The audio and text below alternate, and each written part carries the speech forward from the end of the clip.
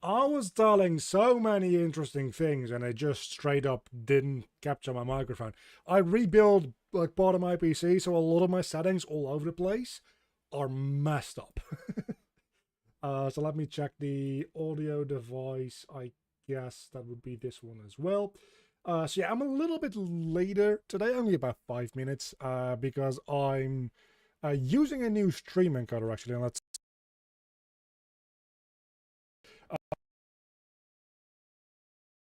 crashing OBS when I tried to start streaming, but I just had the wrong one selected. So I think we're all good to go now, right? We're live.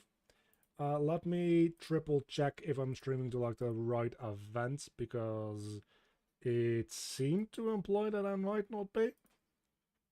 But no, I definitely am. So that's all good. I guess we're going to continue on with level design. I also have been thinking a little bit about lighting.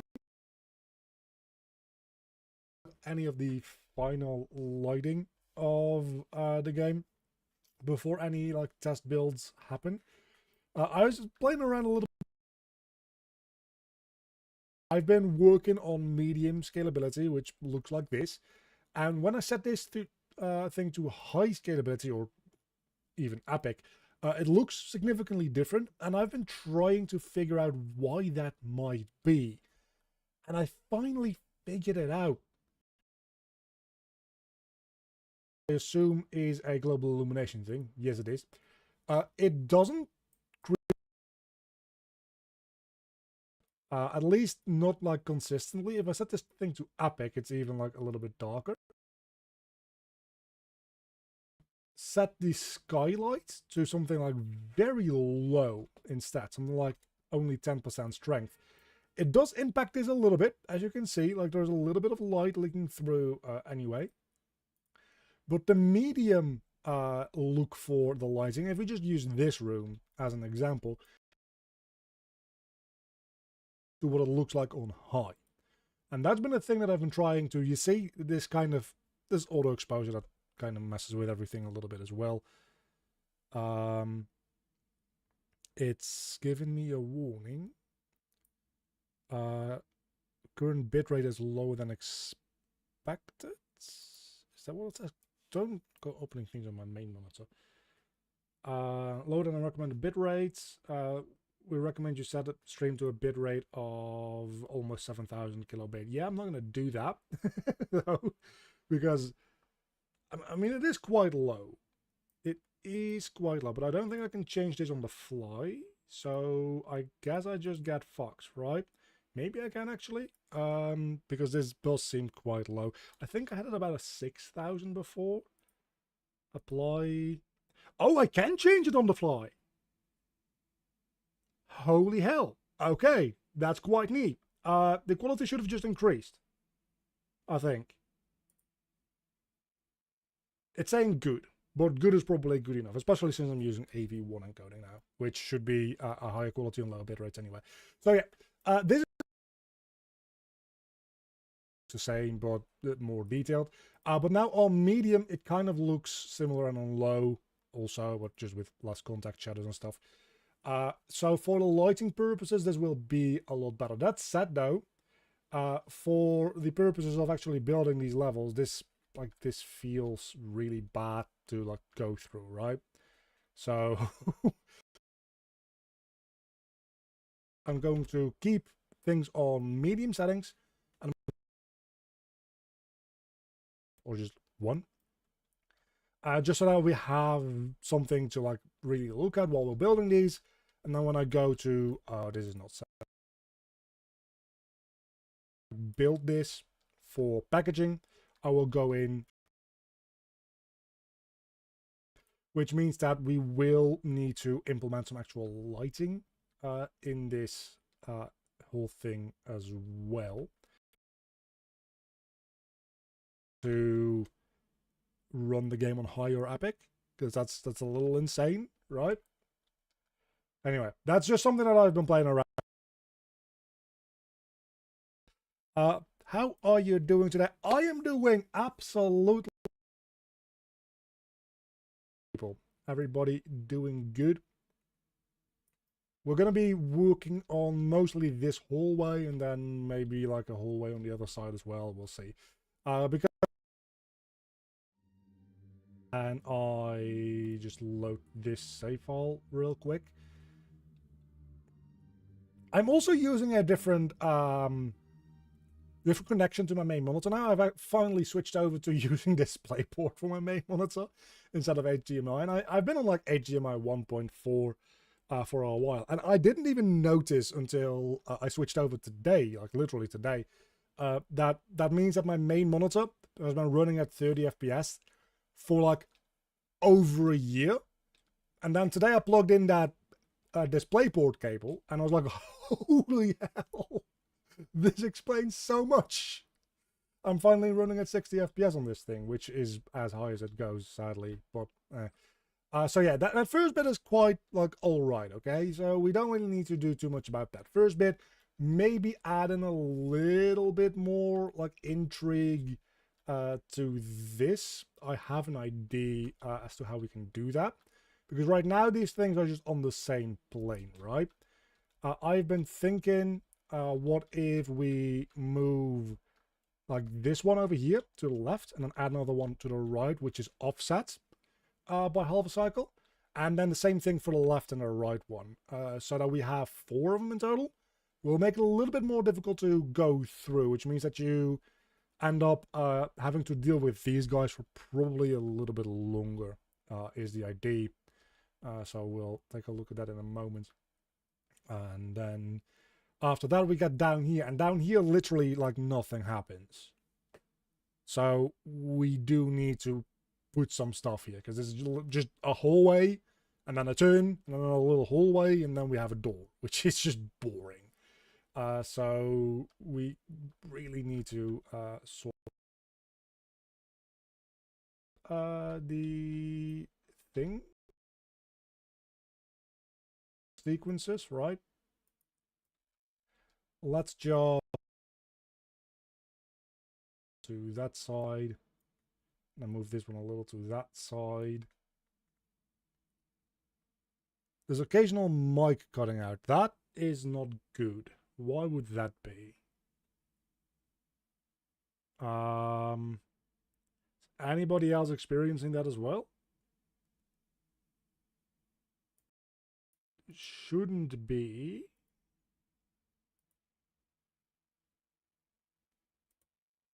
It's not like dropping any frames on my end or anything like that. So let's see, like output audio, like all that seems pretty good. It's not like I can change that or anything anyway. Yeah, for me too. It's happening when you move the editor around. It's just audio, not graphical. That would be really weird if that's related, like at all. That seems like it would be maybe just a coincidence.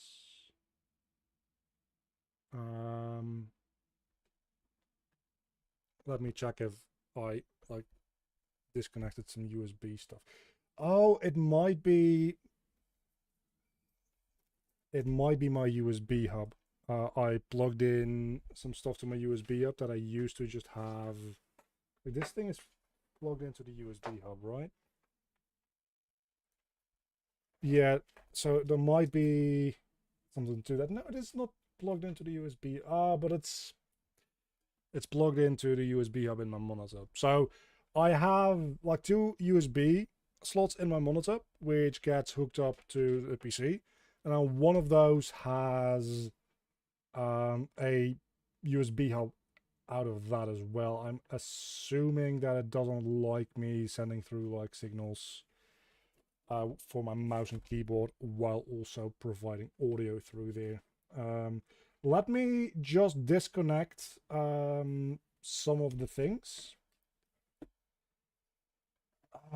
because I can just plug these into like the front headers on the you're not going to be able to do anything for a moment right now. Just like the front USB for now on my PC. See if that fixes anything. It's going to be a little weird plugging it in there, but we'll manage probably.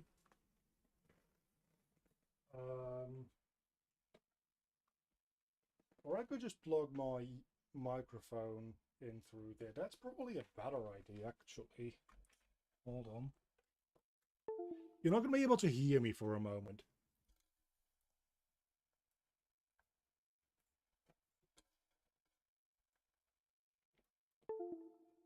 This one?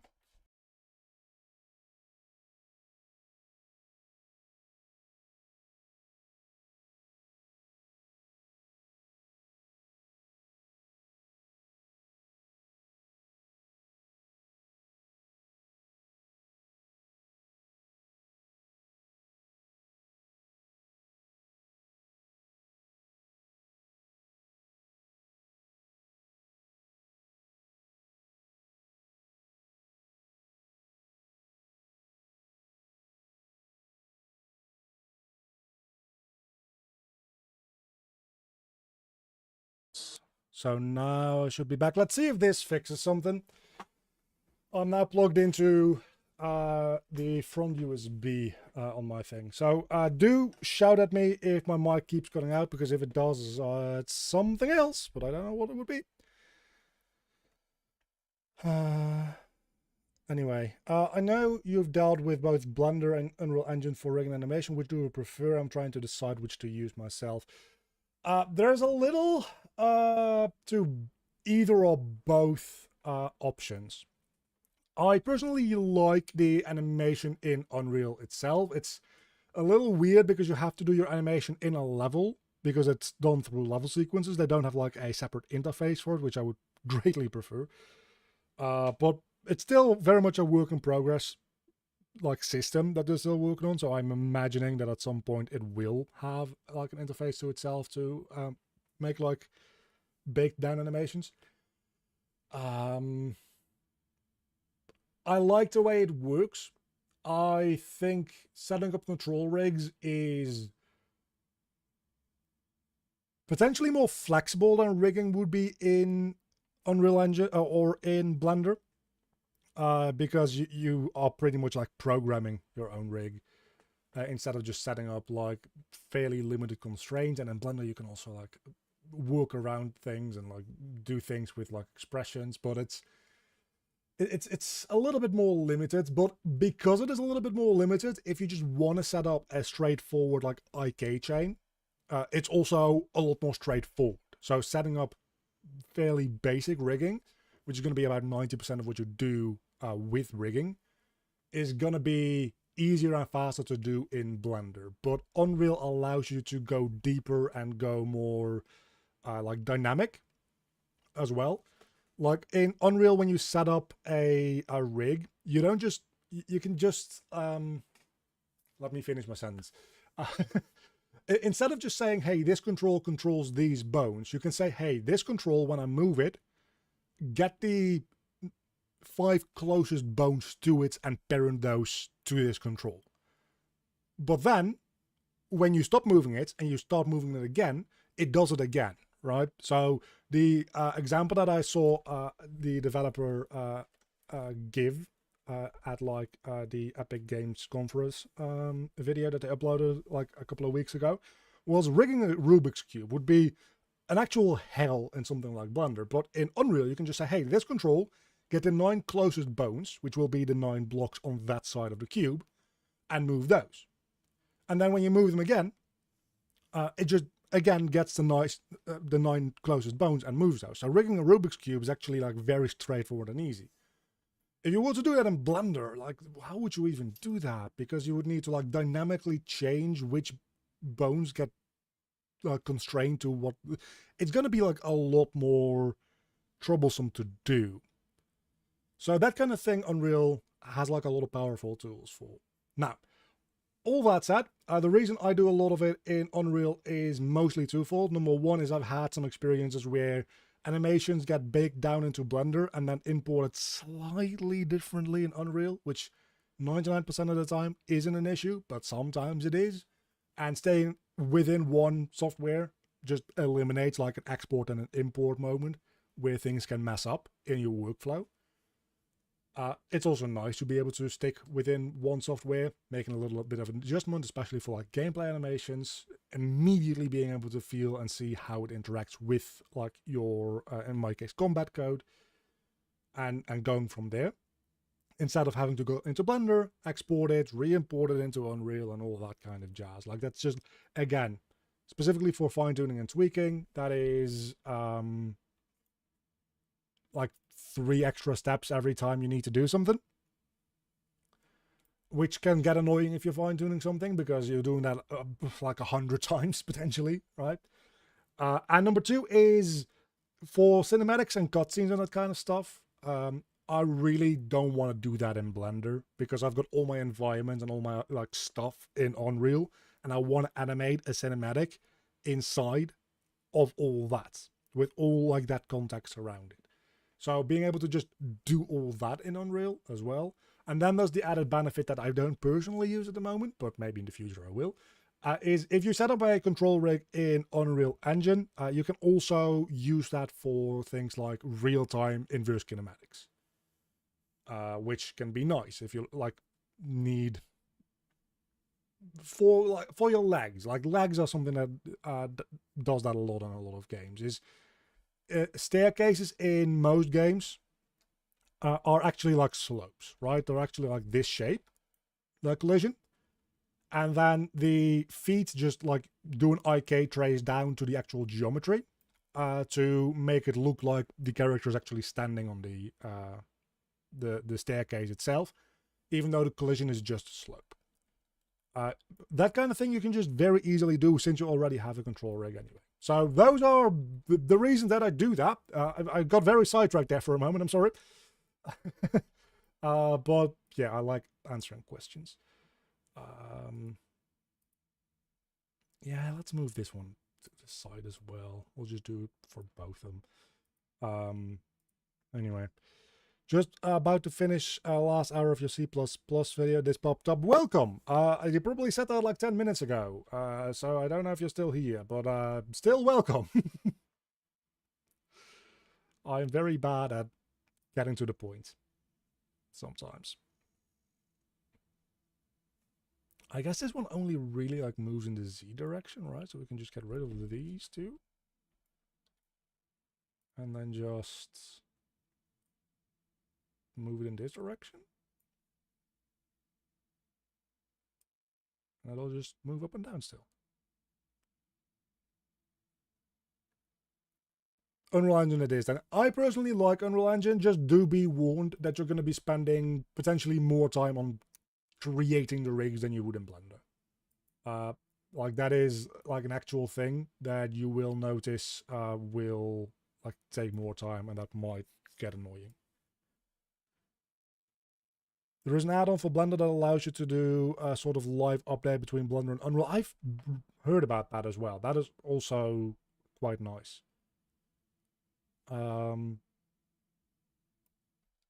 That does alleviate like part of the issue, but still not quite everything.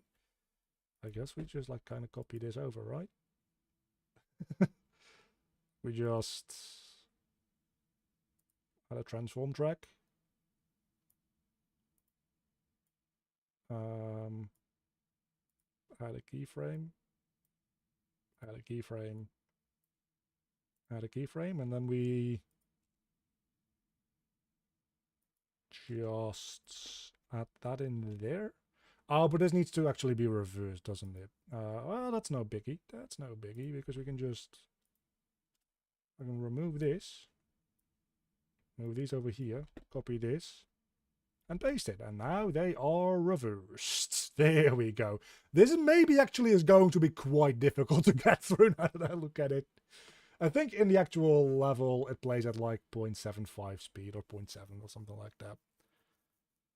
Trying to find it. Somebody else talked about it a while ago. It's called... I also don't remember. Okay, yeah, I'm sorry, I don't remember. We talked about it in the context of like geometry for like level design and stuff, though, which might still like be actually kind of nice for me to look into eventually. Okay, so we'll just reanimate this, I feel. So we can just move this to the side here. Right.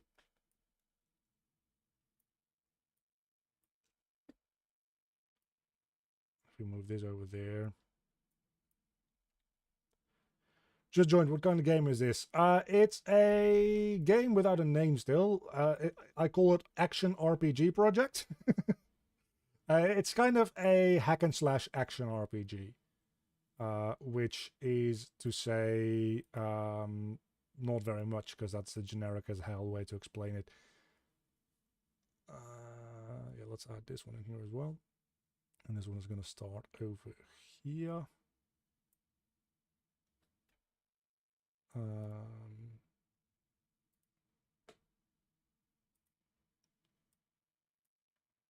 It's a little bit of a lot of things, actually. I was going to say it's a little bit of Kingdom Hearts mixed with a little bit of, but then I'm going to be here all day. It's kind of a mix between a Kingdom Hearts moment-to-moment gameplay feel and like a general aesthetic and like vibe copy of like a 3D Hollow Knight. So yeah, I totally do agree. If it is too hard, there's one good way to find out, and that's what we're going to be doing right the fuck now. And that's what we're going to be trying to walk through it. I don't think it'll be too hard with it being at about 70% speed. I think it'll be fine.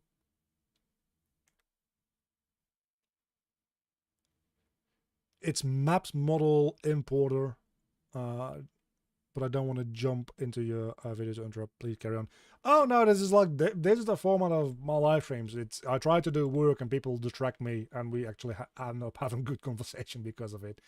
Okay, yeah. So I think I like.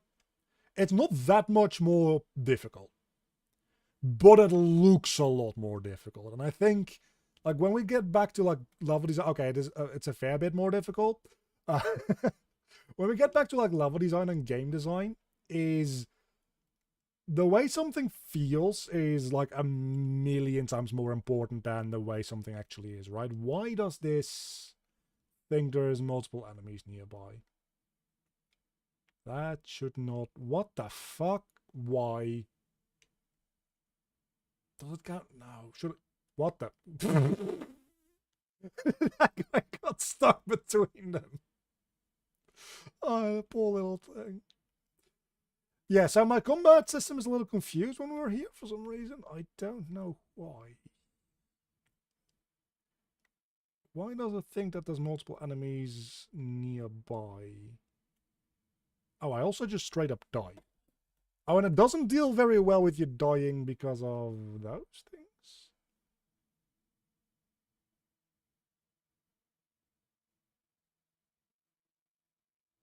I guess we didn't have a level that we...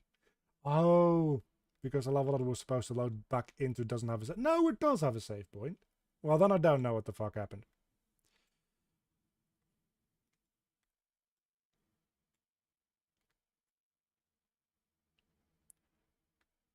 Me describing the game. It's a game, not us. That's pretty much it, yeah. Beams and enemies looks fun. Yeah, I think it is pretty good. It's probably not as difficult as it looks. Although I did literally die from it, so fuck do I know. But it feels like more chaotic, and it feels like, oh, window of opportunity, and we dash through it, right? That feels satisfying. At least to me it does. So do we have the same issue still? Like, does it... Why does it do that? What the fuck? I know that we were gonna do like level design stuff, but this is bothering me. Let's see, like, if I make you go all the way the fuck back here, do you at some point stop doing that attack? Okay, if we're all the way back here, we do a normal combo. Is my radius just too big? Surely it's not my radius being too big, right? Now that I'm back here, does it count those fucking things as enemies? Oh, it probably does, doesn't it? No, because they wouldn't be inheriting from the enemy class.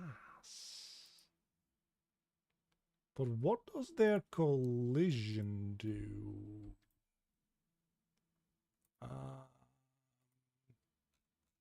Their collision is just on world dynamic.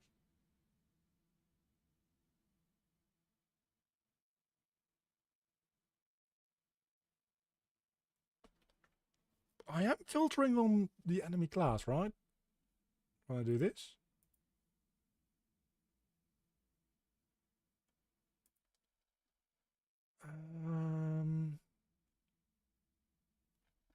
Let's attack.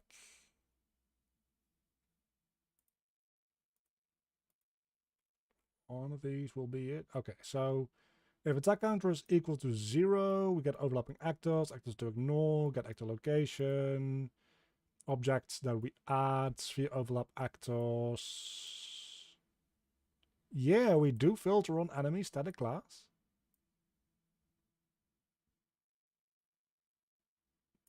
And if it is greater than 3, we do that attack.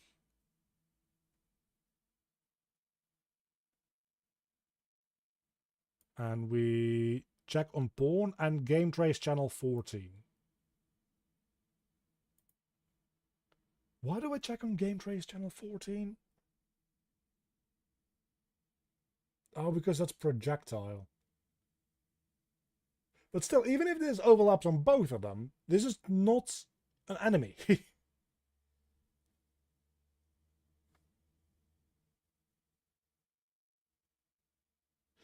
Yeah, so probably could do without doing the game trace channel 14, but I don't think that's going to change anything.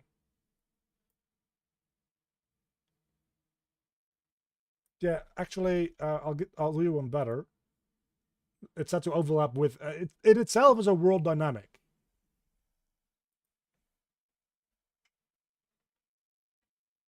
What radius am I checking in? Radius is 500. Yeah, no fucking way that I took all those. Why does it?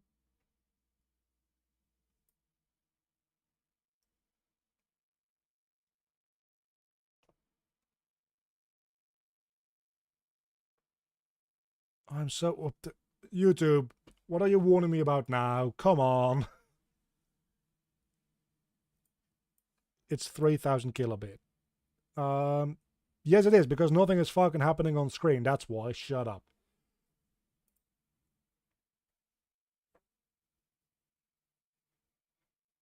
I am really confused as to why it does that. I don't know why it would do that, because like 500 units is... Well, actually, I'll do it in a different direction so that it visualizes a little bit better. 500 units is this much. That's the radius in which it checks for enemies around you, which is maybe a little bit big, admittedly, but not big enough to the point where it will see 3. Oh, no, it will. Because every single enemy now has its collision sphere around it for activating itself. Oh my god. Okay. I thought I'd fix that. Because the enemy, like in the constructor here, we set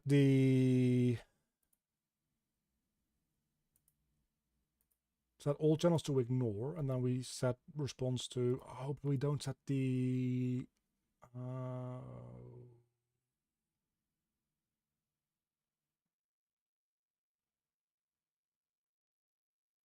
No, we set everything to ignore. But I guess it itself is still classified maybe as a pawn?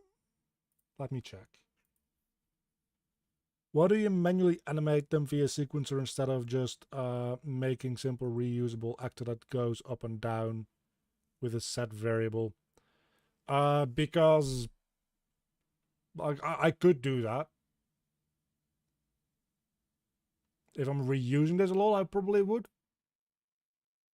But I don't see myself reusing this that much. And then like if I needed to move in any way other than up and down, like I have another level somewhere in here. I think it is in not hallway. I think it's 1-5 balcony, I believe. Like right here, I have a version where they like circle around. If I can find the animation sequence anywhere, right? If we open that level sequence, here they kind of like conveyor belt around like that. Like if I need to like program this in, that's then going to be a whole other thing again. So this just lets me program things or animate things in a more individual manner. If it was just like those lasers that need to go up and down and I need to put those in a bunch of places, it'll be easier to just program them to. But for this case, I want them to be a little bit more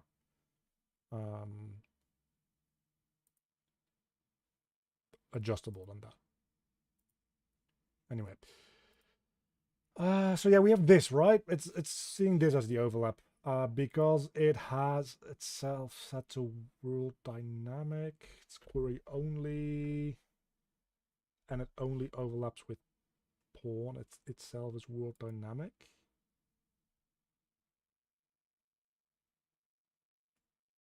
I guess it still recognizes this as part of the. Oh my.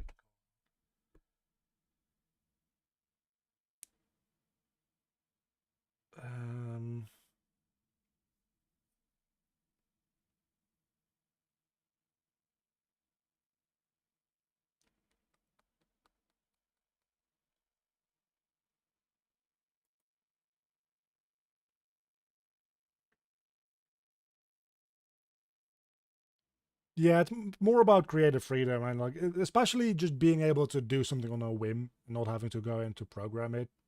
It's kind of nice.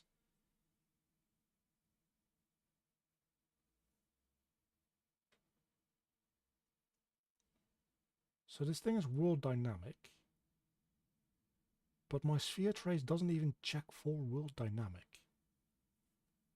So does it really just take the actor as a whole? I guess the actor as a whole is set to being a pawn.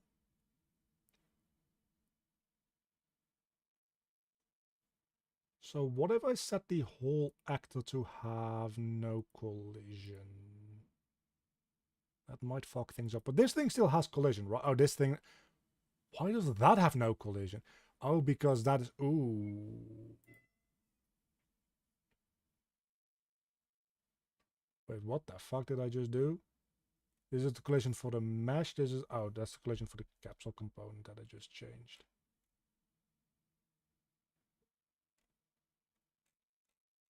So yeah, I think we might be getting rid of this, and I'm gonna do something slightly different. Let me just fix this real quick, and then we'll get back here. I'm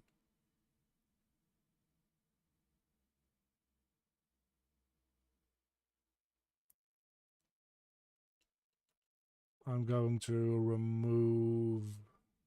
Why does it have this CPP file open twice? What the fuck is this? Header file, there we go.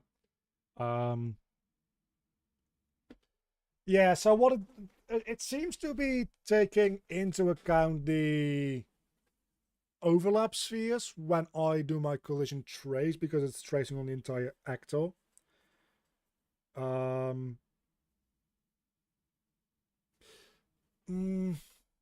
Still, it seems like... Now, I want to be able to like visualize things a little bit more as well, I think. Maybe. It's a little bit busy on the screen though. To have it the way it is right now. I've decided to change my mind. What I'm going to do is I'm going to go into my action RPG character here. And I'm going to go...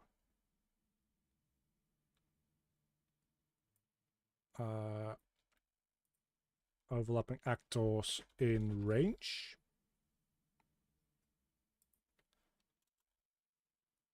And I'm just gonna, this is very, very wasteful for like resource potential, but I don't really care. So we're gonna go for a actor in overlapping actors. If distance to actor, that needs to be in brackets, is less than or equal to radius, we add it to that other array, and then we just check if the other array is has that length or not. Dot add, we add actor, and then we just swap this out. This way, even if it gets you 100 enemies because they have insanely large ranges, we're still getting the actual distance value to them, which is what we actually care about. So that should fix this issue without breaking stuff in other places very like badly. So let's just reload, and then we'll actually get to some more level designing, maybe.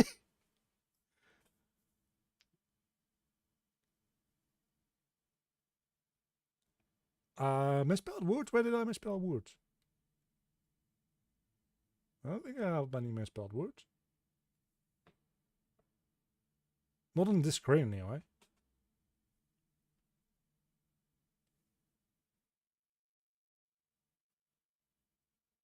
I mean, the fact that this is not a capital I kind of bothers me. Destroy. Oh, yeah. That specific function. Oh, I saw it all right. That's not good. Like, there's one specific function here somewhere where I made a typo.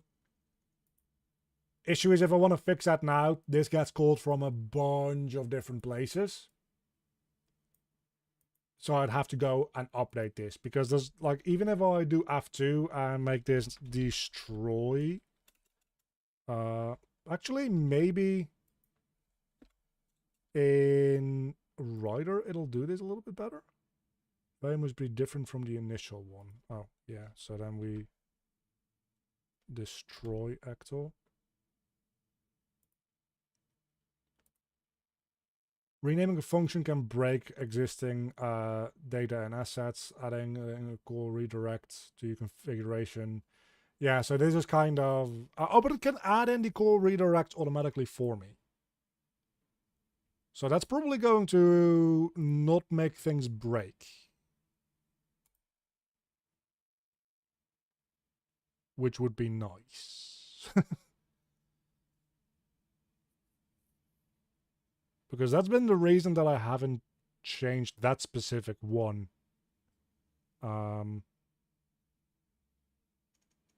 Yeah, okay, cool.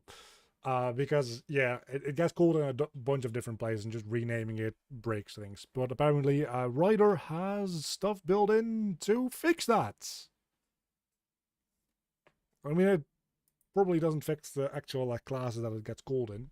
But I can work on those as I find them.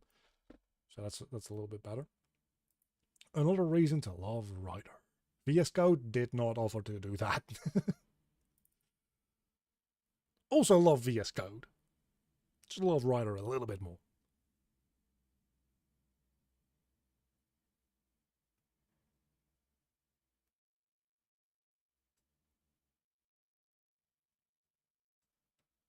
Yeah, we'll get back to level design until I get distracted again. That's just kind of what my life is like, to be honest with you.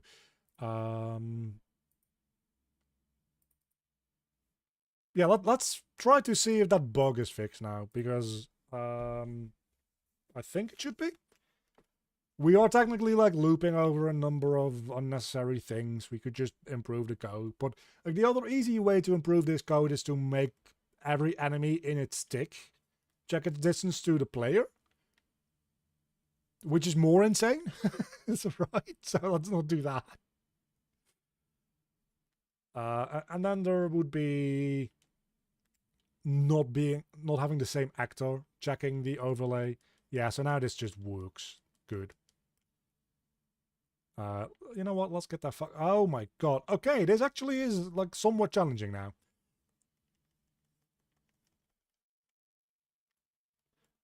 The only thing is that we leave ourselves with right now. Well, there's a lot of stuff to do. Just teasing. Yeah, I know, but it still like bothers me when I find a issue like that.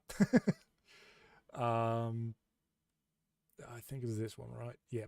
The only issue that I have right now is, okay, we can, like, this can be quite simple, quite gentle, this little first bit. We will add in some art assets here to spice it up. Then we have a little bit of platforming. Then we have this hellhole.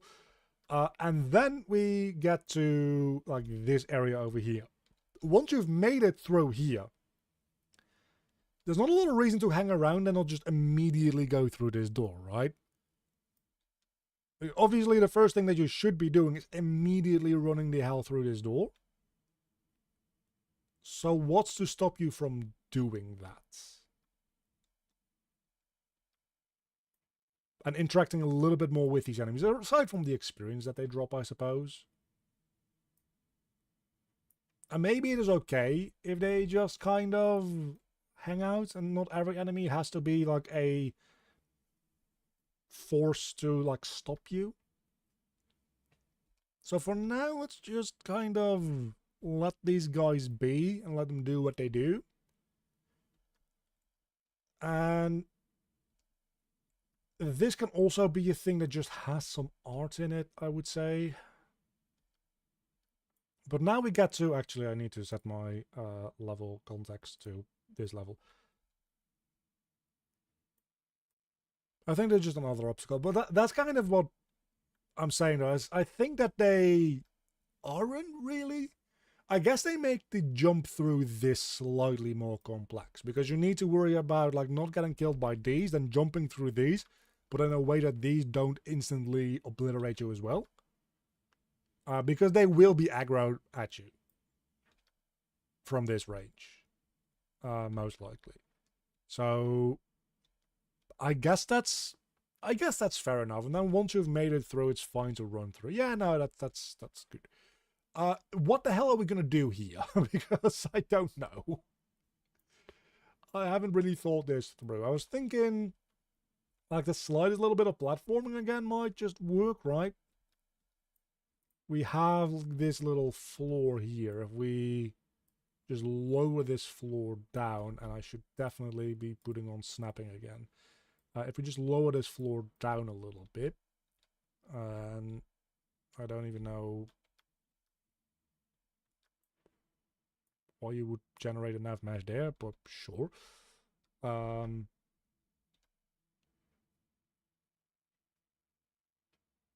Could close the walls in different spots. Could do that, yeah. That's not a bad idea. But let me just see what we can come up with here as far as like platforming goes. So we can just create a little bit of a... Oh, we actually would just keep this wall here. If we just create a bit of a bit here so that we have to platform our way through. It doesn't need to be anything fancy, right? It just needs to be something that is more engaging than walking. Which is like, not a high bar, admittedly.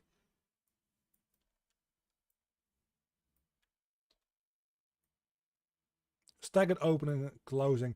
That is a thing that I can do, but that's also like exactly what we do in the level after that, which might be a reason to do it here, or it might be a reason not to do it here. But that's what these things do as well. So these things just like push you off, and they are staggered. So I think I just have the animation sequence here for them actually. And that's another reason that I like animating these things, because it's easier to like make them like line up in like a staggered position. But this is kind of like how they move, right? So, well, if we just, I can just play through it actually. So we already have a mechanic, something like that in the room immediately after. So a small version of that here might be nice to prepare. Actually, I think we can do something that I was thinking about doing in the other room. Because in the other room I was thinking, wouldn't it be fun if these things that push you off here end up being like platforms that you have to jump over here, but it just didn't work out in like a spacious sense. We can just do some blocks that move back and forth here that you have to jump on. It's the same mechanic, but we interface with it in a different way, which I think is always a good thing. So I like that idea. I'm going to... Oh yeah, if we then just like don't make this thing go down as well, we don't even have the issue of it clipping through. So that's probably good. Yeah, let's put on surface snapping. I always forget that that's the thing that you can do. Because I think it also works in... Yeah, exactly. So I always forget that this is a thing you can do, which just makes things so much smoother and nicer to deal with.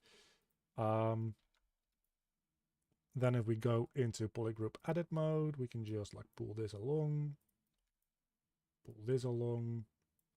I'm kind of getting like Crash Bandicoot vibes from this, in a way. Which is a good thing. I'm not making a 3D platformer, mind you, but...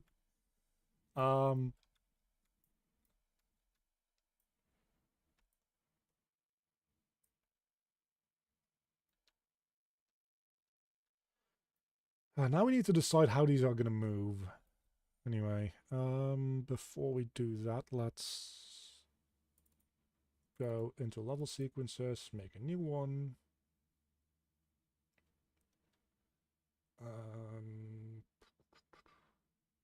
My brain's not braining.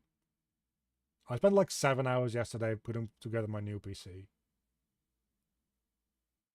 Took quite a lot of time.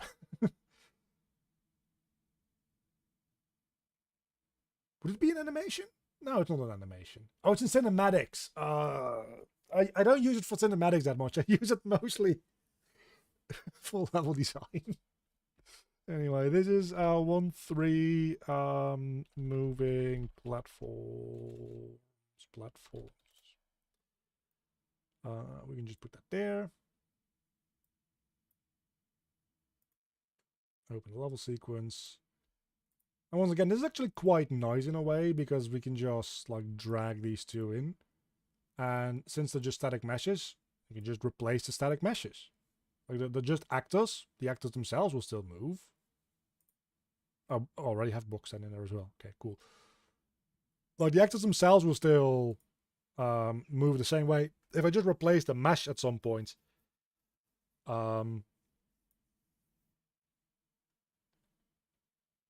with something of similar dimensions, everything will just stay in place and work.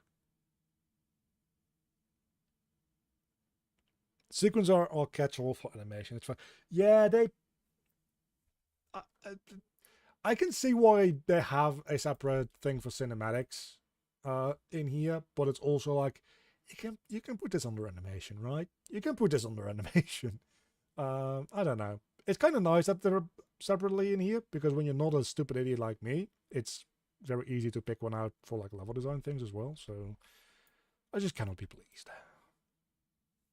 Okay, so first I think we want this one to start like right outside here. And then take like 2 seconds or so to move in. Then it takes about a second to just hang out. I didn't put a keyframe there, but that's okay. And then 2 seconds again, so that would be 150. Yeah, it's just the end of the sequence, you know. To move back. But then it might need about like 2 seconds to hang out back there again as well, actually.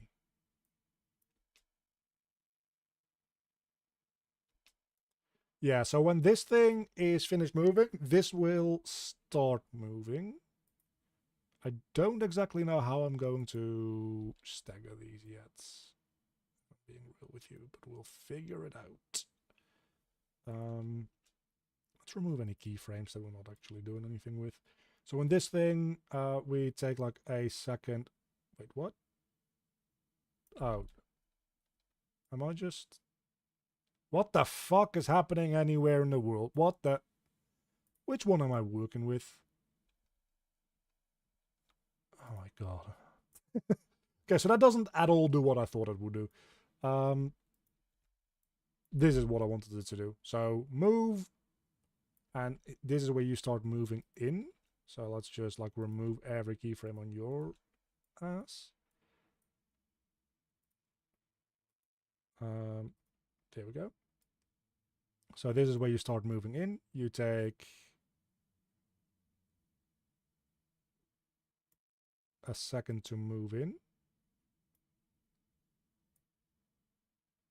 And then you hang out here for 2 seconds.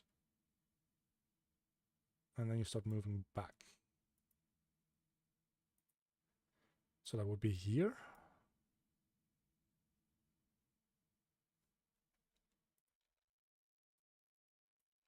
That makes sense, right? So then you start moving back. But you probably... okay. Let me think.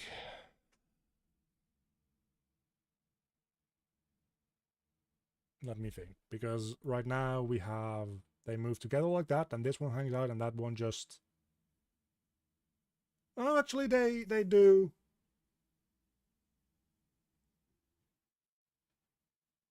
Oh, but that one moves in quicker, right? Okay, so this move should take 2 seconds. So this should go to 120 frames.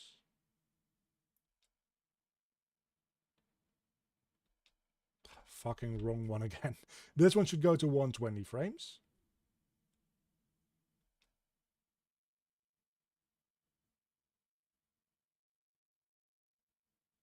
Yeah, so that's actually kind of good. I think I like this because you need to...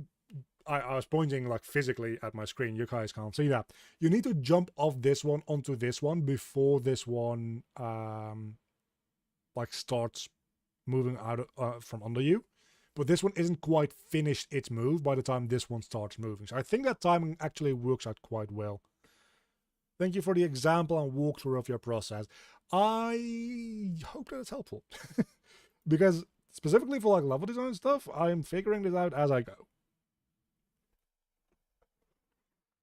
Is definitely not one of my strong points, but I'm learning, and hopefully you guys are learning with me, and I'm learning from you guys as well.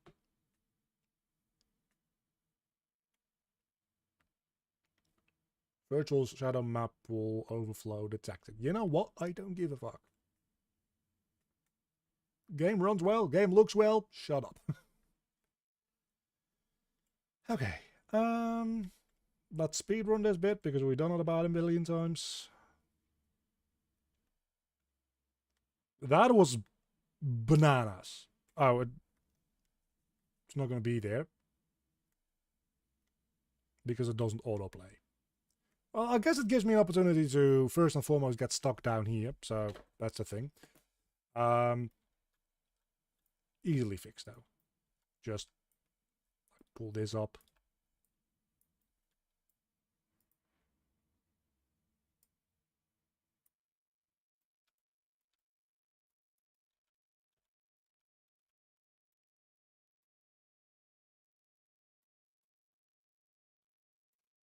Probably make those jumps, right? Oh, and there's actually is quite like a fun little like wrinkle in the whole thing, because you can only jump back up to this bit when this is like extended back in. So if you fuck up and this thing just happens to be extended out, you have a little bit of extra punishment. It might be also very infuriating because you already fucked up and now you just gotta wait and do nothing. But if you're gonna wait and do nothing, this might be the perfect place to put down an enemy. These two definitely also should not be affecting the nav mesh. Can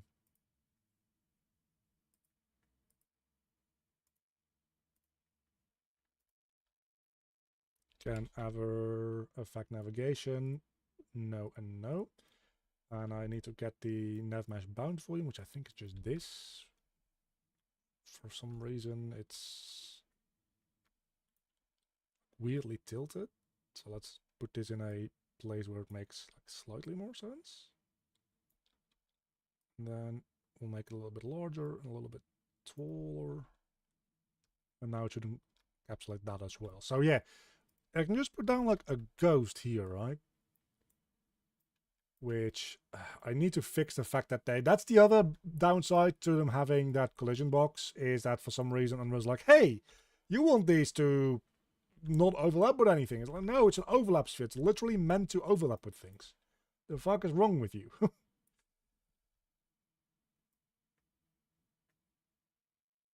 Every time I move it as well, like, why the fuck do you think I want it to work like that? Because of course I don't. That said, though, these definitely should have a very small radius anyway. So overlap sphere is like literally 200. Okay, maybe 200 is a little too low. 250. They need to be low enough to the point where you don't trigger them when you're just jumping over these. 400. 400 will trigger that. 300 will not. You know what? Fucking fine.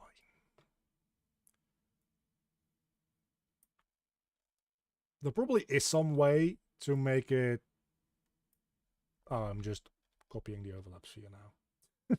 There probably is some way to tell it to ignore like those specific bits of the collision when you're placing actors. I just haven't bothered looking it up yet. But I'm sure there is a way. Have to bail. Got to finish your 4+ hour C++. Yeah, it's long. It's very long. BT tasks and BT services. Enjoy your channel. Thanks for your time. Yeah, you have to sit in your failure. That's kind of the idea, right? If you fall down, you get given something to do. You can just run away from it. That's fine. But if this thing is blocking you, you're going to have to like interact with these guys a little bit. And specifically if you fall down this one, if you panic and you run away, you're gonna you're gonna make this one spawn in next, which is just a slap in the face, but one that I quite like. Let's go down to the enemy settings. So activate an overlap for both of those, right? Okay, so the thing that we actually forgot to do in the first place is set this thing to loop indefinitely and autoplay.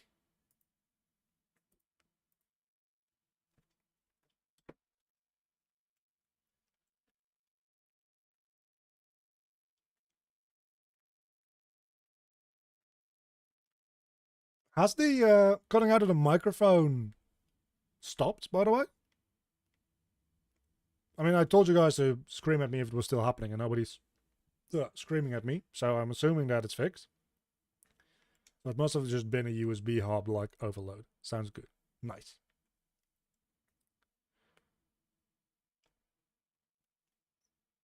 It's not heard it again. Yeah, so it's probably just too much bandwidth going over something that's maybe hooked into like a USB 2 slot instead of a USB 3 slot. That's maybe what ended up happening there.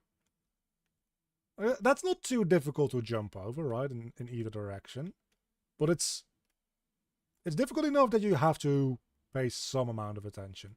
This one, though, does seem like he spawns in a little too early. Like, this one will only spawn if you, like, oh, la, la, la. Oh, no, I fell off. Oh, no, there's an enemy. And then, oh, no, I can't actually... Oh, wait, can you just get out? No, you can't. So that one seems to maybe have a slightly too large... Or maybe not slightly too large. Maybe it should just be a little bit more over in this direction so it doesn't trigger when you just like jump down here. Yeah, that's better. You see, it can just be as easy as this. That's cool. Then we need something for here. I'm gonna pick up my bottle of water actually, because I filled a bottle before the stream and I haven't drank out of it yet. And I don't know if you guys know this, but talking for an hour straight kind of makes your mouth dry. That's a lot better. Okay. What to do next?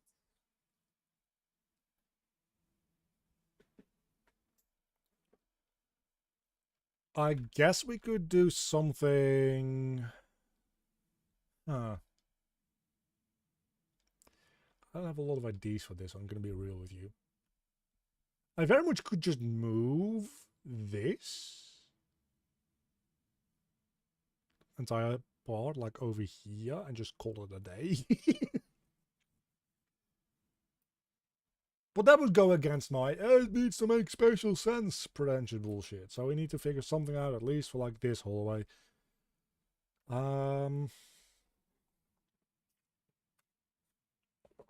Let's think.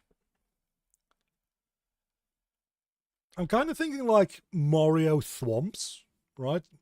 Things that like come down and you need to time your way through these.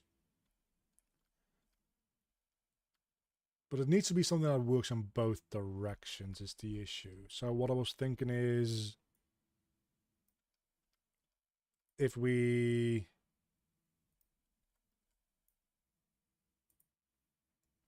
let's just make a quick blueprint that does something like that. We have blueprints. Don't I already have something like that? I probably do, but I don't care. Just make an actor.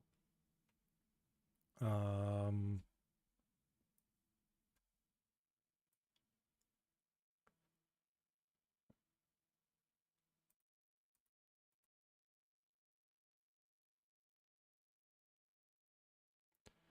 just thinking maybe I can use those lasers again for that, but I also think that there's value in having things be like a little bit just do a cube demonstrational purposes. I think there's also value in having things be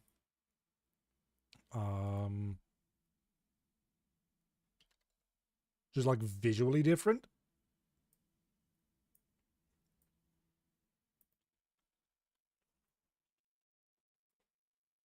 And this can honestly be as easy as just having... Let's make this feel fair by making it smaller than it actually needs to be. Just this little bit of like overlap. And then an event graph on actor overlap, I don't have a fantastic way to like deal damage and stuff. I don't think outside of gameplay abilities. How do I deal with that in this? Because we're just gonna kind of copy that over, I think. Event graph. Yeah, so that probably should just be like a blueprint function library that does that. For now, let's just copy this over.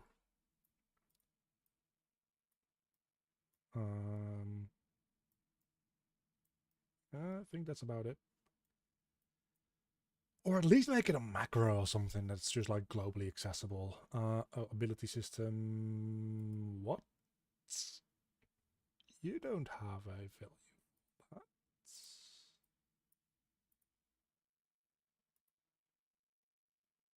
Yes, you do. Why do you have an ability system component, for fuck's sake? Oh, because it needs to have a damage source. Okay, sure.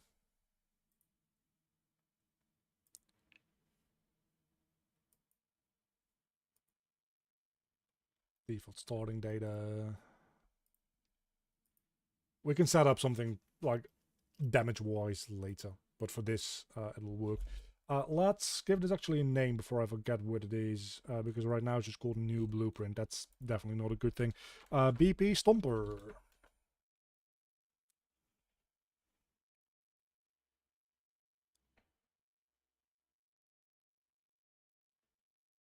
Like the SCP gates that you trigger. Wait, are we talking like the creepypasta SCP things, because I don't know that one. It's not really creepypasta. Sometimes it is, though. But yeah, that's the idea. So that's why I made these, just to visualize a little bit for everyone here. So if we just hold on, why does server snapping not work for this one? Kind of annoying. So if we just take this, and we have just like a bunch of fairly thin ones of these, right?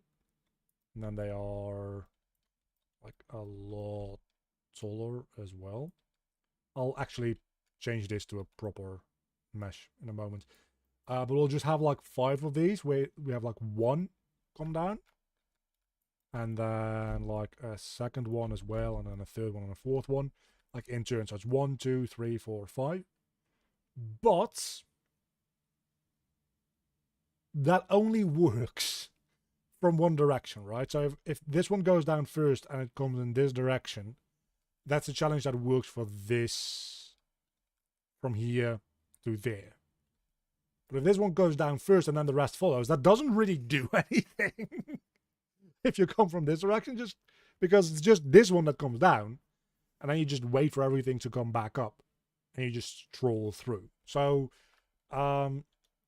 what we'll do instead probably is we'll do something that like alternates them. So we'll have one here, and then we'll have another one here, and we'll have like this one come down, and then this one come up, and here that one that comes down again, and then here that one that comes up again is what I'm thinking. But before we do any of that, I'm going to make sure that I don't forget and mess this up. I'm going to make a mesh that actually has the proper proportions here. Because otherwise I'm going to forget and I'm going to hate myself later on.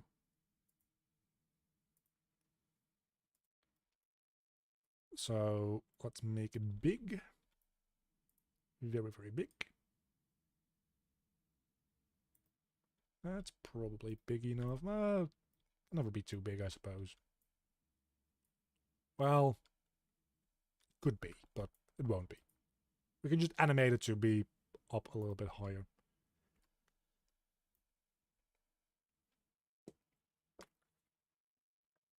Like for this one, coming back to the question that was asked before, for this one it would kind of make sense to program it, but then again, it's still like the staggering of these things. I can program in like an offset and stuff like that. And maybe I should. Like there's a good reason to do that at this point. But I don't think I will. So static mesh, let's take this one.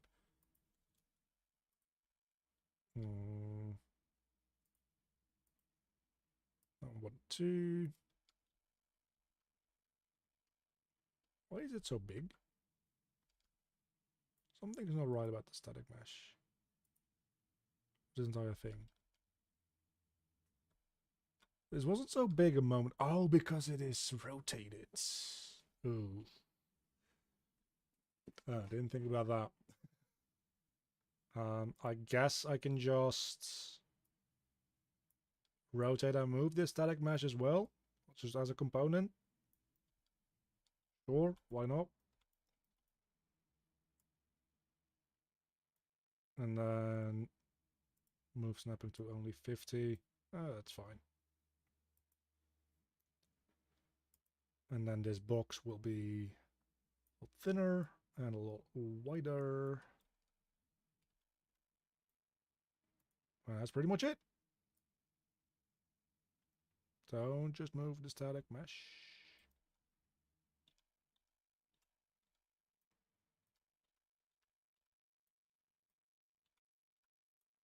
It feels like maybe it should be a little bit more forgiving still. Just move it down a little bit more. And then go back to snapping at hundreds. And then move the thing as a whole. Okay.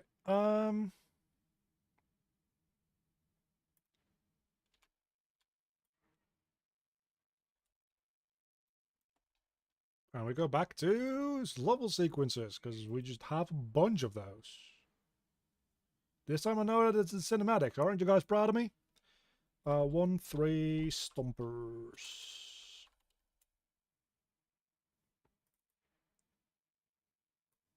Should actually put it down here as well. I'm gonna copy this over like 1, 2, and 3 times. Oh, it's... Wait, is this? Oh, this is ever so slightly angled. Oh my god, that's annoying. Oh, that's annoying. Nothing too bad, but I'll probably go in and just make the mesh a little bit wider eventually. Just to make sure that it covers everything, but for now, this will be fine.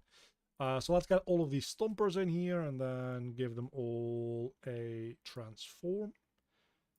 And then move all of them like initially up, I want to say. So get all of these, and initially move them up, so I can animate them going down. And it should be fairly quick going down, like half a second seems fair. Like, it probably won't be fair the first time. And then when they're all the way stomped down, we need to make sure that the collision box is actually like untouchable as well, otherwise you might hurt yourself on the edge, which would be fucked. Yeah, that seems pretty good. Although this probably should be a linear stop. And then maybe a...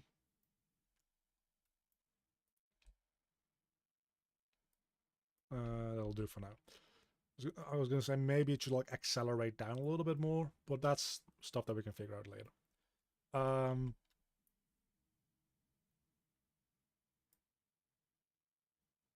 Then maybe wait another half a second.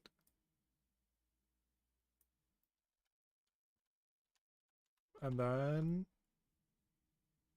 this one takes half a second to move down. For which I think we can just like get this guy's Z position and we're just going to paste it in everywhere. Right, that's all that should take. I think. Why does that not want to do what it do? Oh, does it do? Oh, it does do. This might be slightly like too close to really work well. No. Let's see what this like looks like from here. It's one. Oh, that was fucking instant. Why was that instant? Because there's a double keyframe here somewhere. I'm sure that's why.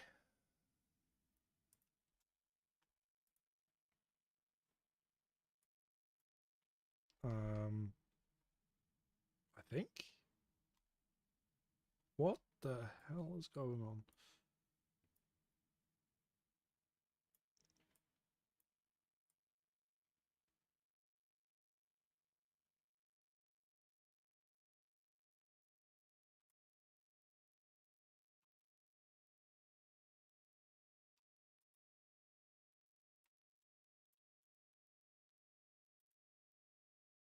Let's try again.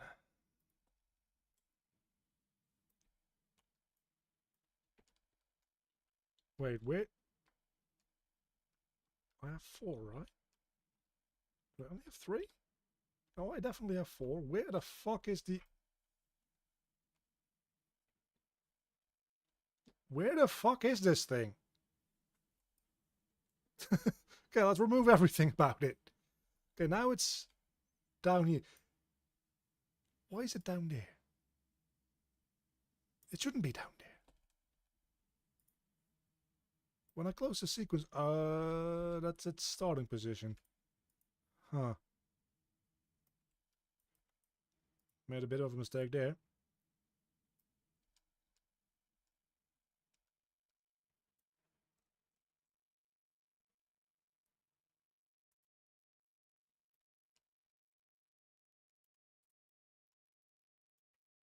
Okay. Let's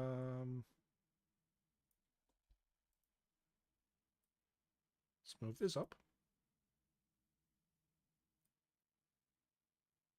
Let me wait half a second.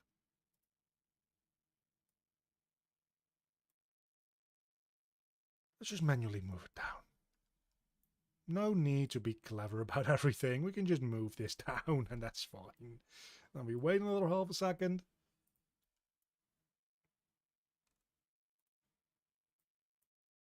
This takes half a second to go down.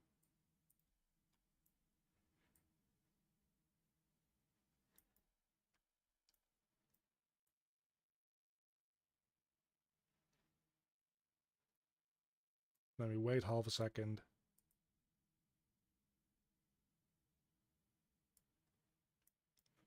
Wait, no, we just wait half a second.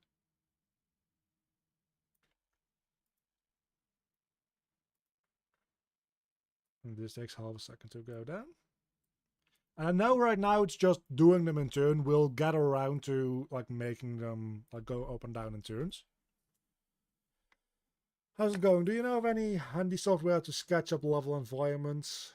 Making a YouTube is being a bitch about showing me everything. Handy's making a horror game at the moment. Need to figure out a good layout. Pen and paper. What I use is called Inkscape.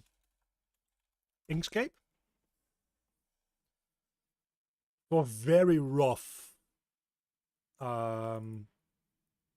like sketch outs. But this is like the very rough sketch outs of most of my game. You can see I still have to do 2 dungeons. So this is the dungeon that we're working on right now, for instance. So let's like rotate this around. There's a shortcut for this. I don't know, so I'm just going to use a button. And it's like it's pretty much an infinite canvas, which is why I like it. It's also vector based, so you can like zoom in very far and just keep adding more and more detail if you really want to. And, like I could start drawing like minuscule things in here. But I personally just like it because it is a like infinite canvas. So right now, for instance, we're working on the implementation for this level, which is very different from the way that I drew it in initially. But I mostly personally use this for like the physical layout of, okay, I want a room here and I want a room there. And then when I actually get around to designing the levels, a lot of stuff gets redone. But I like using this. I was hoping for a 3D sketching software if it exists. I mean, you can just like do a rough block out of things in Blender if you want, or just right away in Engine, like depending on what engine you use. Like the tools that I'm using here as these block out tools kind of like do a lot for you as well. But like if you just go into Blender and you like throw in a couple of cubes and you start extruding all over the place, that also like could work as like a rough block out. Let's actually set this to wireframe. Ooh, I don't know that that's a good idea. Maybe it is. Okay, so 1, 2. And when that one goes. So while this one waits, the one behind you here opens back up. That's the idea, right? So we have going down, still for a second, and then half a second going back up. And that's the cycle they all go through, I think. Ooh. Did I do? Something that I didn't mean to do, I think.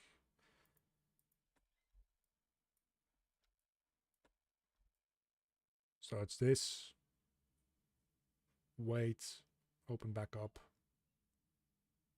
So we have 1. Yeah, I think that's the cycle that we want.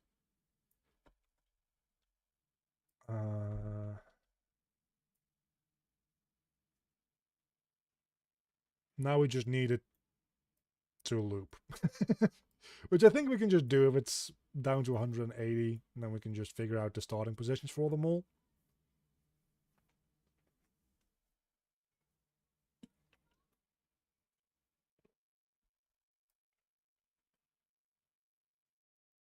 Because this one's just kind of hanging out at the start, right? So I probably should start in a different position.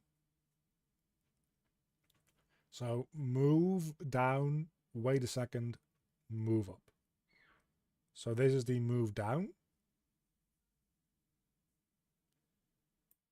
Then we wait a second, so we go to 75.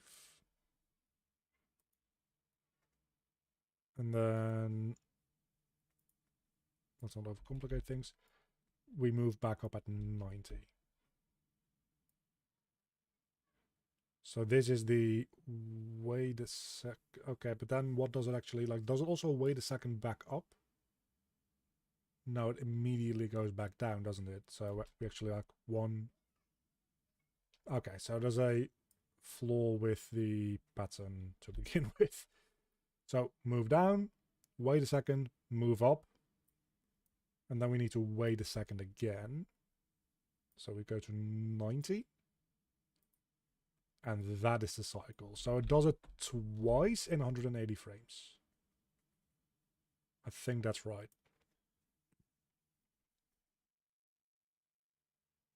Good head out. It progressed a whole lot today. I don't know if I agree with that.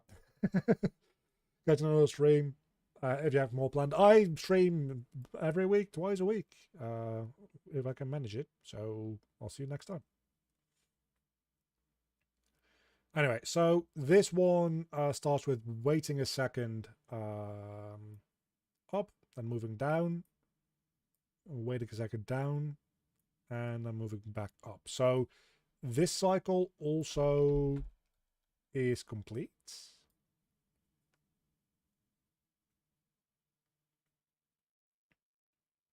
Then I think the next one just has the same cycle as the first one, right? So we move down.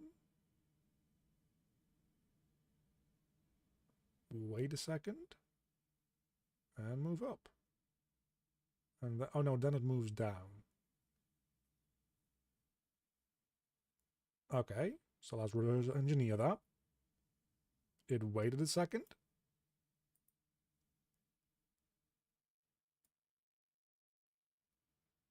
And then moves down. Which means that it surely would have been, I think it's this far down, right? Surely should have been there.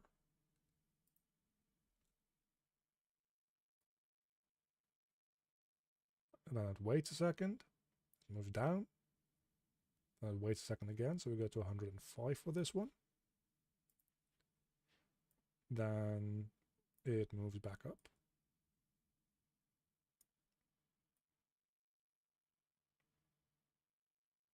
Then it waits for a second. And then it moves down, and then it stays there for half a second. So that adds up with the half a second actually. So that adds up with the half a second there. So that cycle actually makes a lot of sense as well. So what does that look like now from like a... Oh, let's not have everything selected. Let's not have everything selected. That's a bad way to visualize that. What we'll do instead is we'll just hide these walls real quick.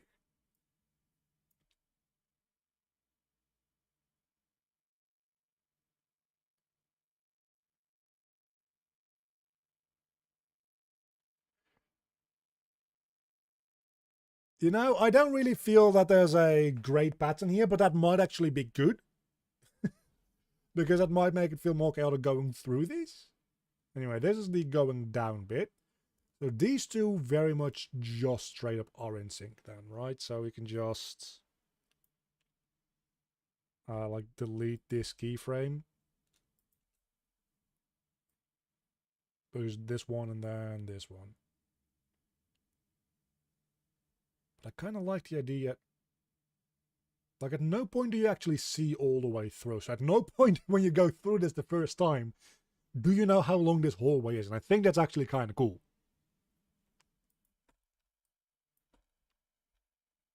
Then again, being able to see all the way through it and these things just like barely missing each other on their way up and down also might give some like panicky vibes to the player. So there might be something to that as well. But I think we're going to stick with this for now. And we'll just run through and see what happens.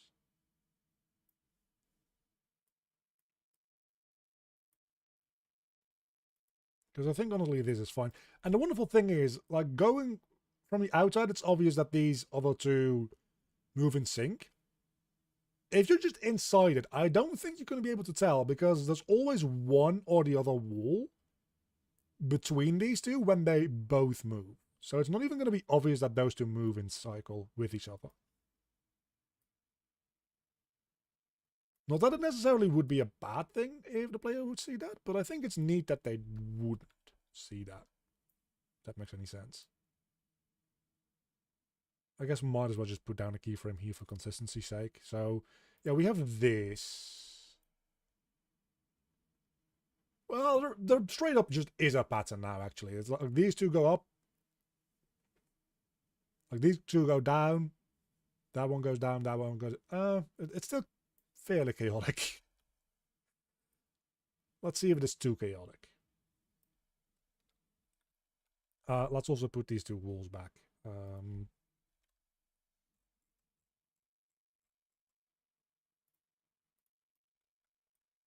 They would be there in gameplay anyway. Let's put this at like 60% speed as well, because I feel like it's definitely too fast.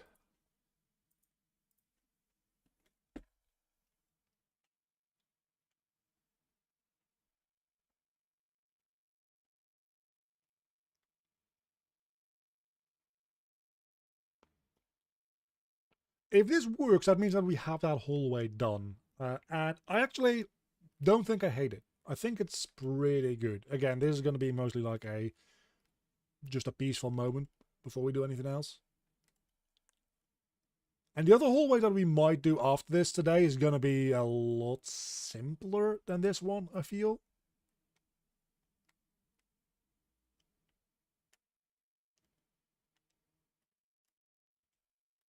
A little bit of platforming there, I like it.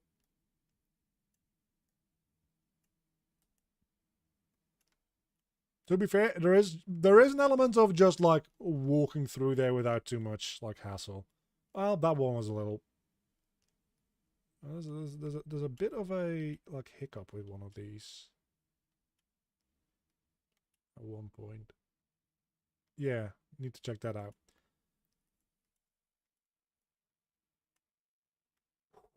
Almost died there. Yeah, there's a little bit of a stutter with one of them. It's just a double keyframe most likely. I think it was this third one that has like a double keyframe somewhere, probably. Just gotta figure out where it is. On the second cycle. Oh yeah, and then when it resets, so this one just didn't go down far enough. It's not even a double keyframe. Just gotta move it down a little more.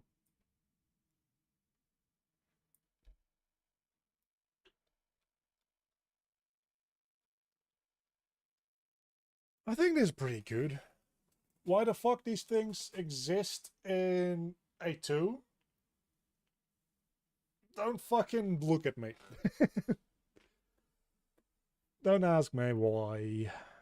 They just do. Because it's a video game, that's why. So yeah, then we already did this one. So that's another level done. Probably should stop playing this. So we got like one of the branches kind of good to go, honestly. Because then we also have the central room here, the combat trial, which we need to put in enemies still, but we'll worry about that later. Like we've got this one working as well.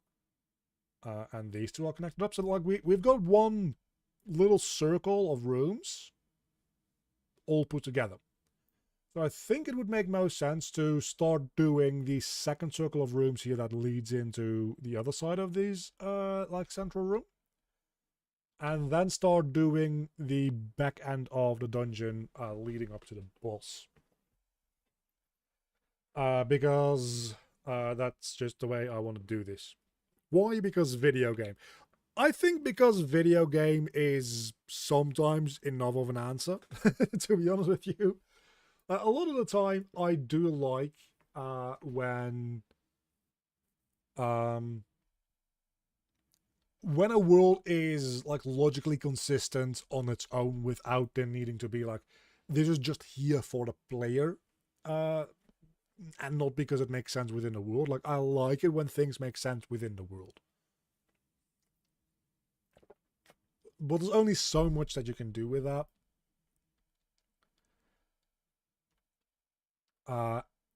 And I don't really want to like limit myself either with, yeah, but it does need to make sense, so I can't do something that is fun. If something is fun but it doesn't fully make sense, you can't go around saying that for every little thing you do, obviously. But if something is fun and it doesn't fully make sense, it's like, are you really going to do something that's fun? Like, are you really not going to do something that's fun, rather? Just because you feel like it ruins your world building or whatever? I don't know. Sometimes, yeah. A lot of the times, maybe you shouldn't. This is 1-2 hallway. Okay, so right now, this hallway is literally just, hey, we go in here, there's some enemies that want to fuck your day up, and you leave. And it needs to connect up to the balcony room, which is this. So there's not a lot of room to work with here, admittedly.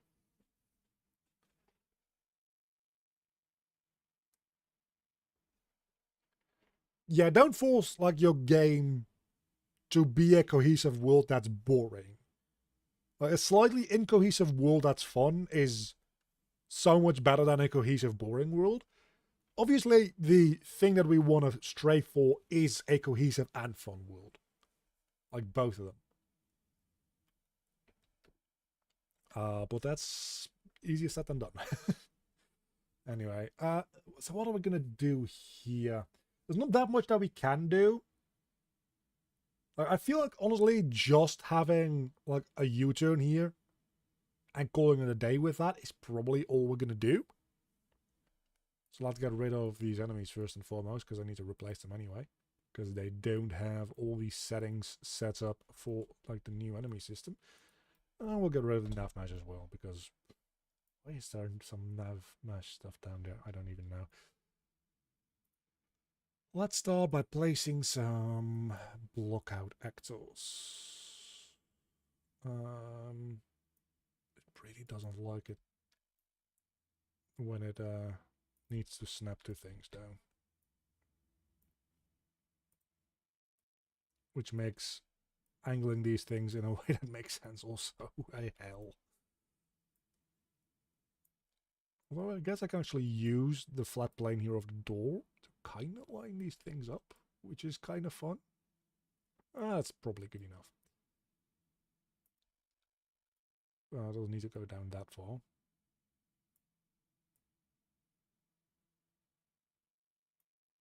That'll do.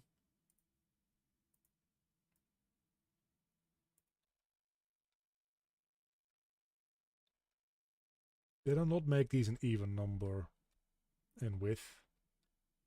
That's annoying.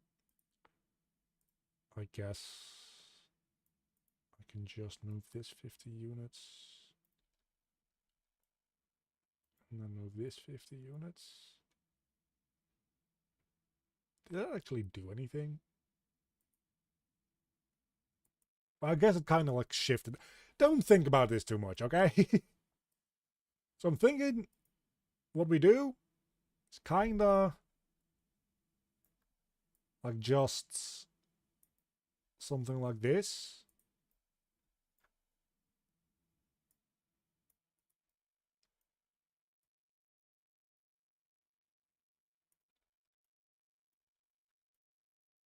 This is a block out of a block out. We're going to refine this in a moment.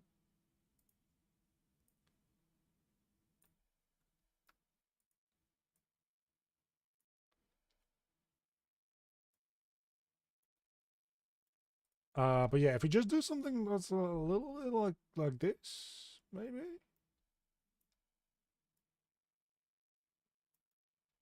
We just have a straight hallway that does stuff,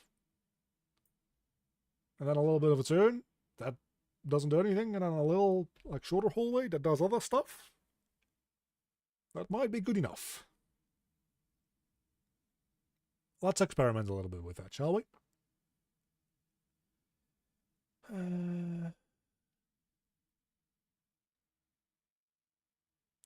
Where is the... There we have it. So let's just... The way I like to do these is just copying over the transform and then moving them around. So that's the easiest way to get these to line up. Probably can like set up some kind of macro for that at some point. What is this? Like 1,000? Like 1,200? 1,200 actually... Oh.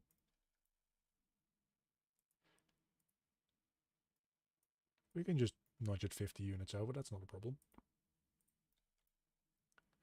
1,200 was a little bit much. Is it 800? It's 900. It's 850. Sure. Curve quality, we can just go with 1, probably.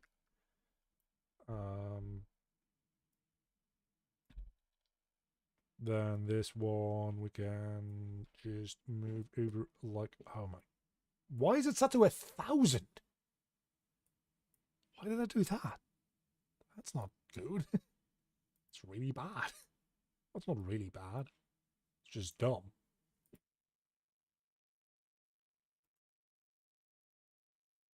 So I'm thinking I want the inside maybe to be...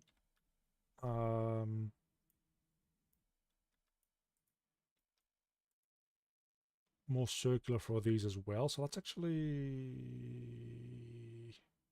Just going to take one of these.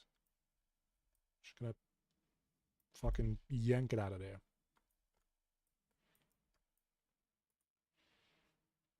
So we can just take this transform, put it on that. And there we go, right? Kind of. The radius needs to be 850. But actually the radius I think needs to be 750 potentially. Because it needs to be the inner radius, right? Yeah. So we rotate that around. Then we nudge it around for 50 units because I was being an idiot a moment ago. Sure. Where did you get those blockout blueprints? They're a marketplace asset. They're literally called blockout tools. And they are a lifesaver. They also are only good for blockouts. The geometry and the UVs that they produce on the meshes that we have here only work because this is all world aligned, the materials. If I change this to a normal material, you're going to lose your mind because it's actually like super ugly. That's well, this actually isn't too bad for this size. But if I like do the same thing for this one, you'll see that it's super bad. So custom material, rocks. Huh. Okay. I know I'm not making my point very well right now, but it really is really bad. Trust me. I know for this mesh that it is really bad. So let's actually just like custom material. These are supposed to be bricks like this. So yeah, it kind of fucks with your UVs a little bit once you start like going out there with it. But for blockouts, it's good. It's just do be aware if you're using this for your blockouts. You will need to redo the actual level geometry later on, which is what blockouts are, to be fair. So you probably already like expecting to have to do that, but if you go in using this tool, I just want everybody to be aware that that's going to be a thing that you have to deal with. I know this is only 50 units wide as well. Why did I notch that thing over at 50 units? That was dumb. The asset I'll just open up real quick. Why do I have 3 OBSs open? Block out. No, that's my projects. That's not what I. It's block out tools plugin. So it's this one. By Dimitri Carvel or something.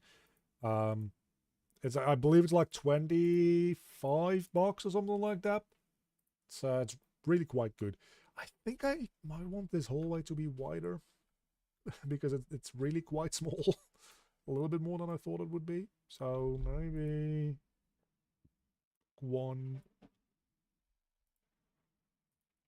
like 200 on either side extra. So we just do like this and then 200. And we have 1, 2, 3, 400 extra in total, which is pretty good. Move this forward a little bit, copy this over. I'm using these like little gizmos here, but we also just have this box size thing that I can use, which is quite nice. That's actually the wrong one. I needed to do it for this one. And then, like I say, just like 800 here. Need it to be a little bit more than 800 seemingly, but you get the point. Doesn't quite line up. It's gonna annoy me, so let's just move it back like that.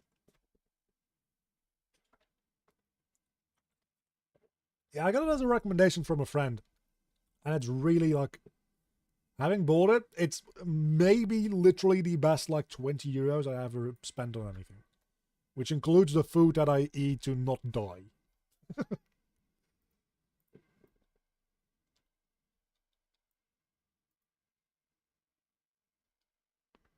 So that's 200 more in that direction, and then this would increase by also by 400, right? So this would be, yes.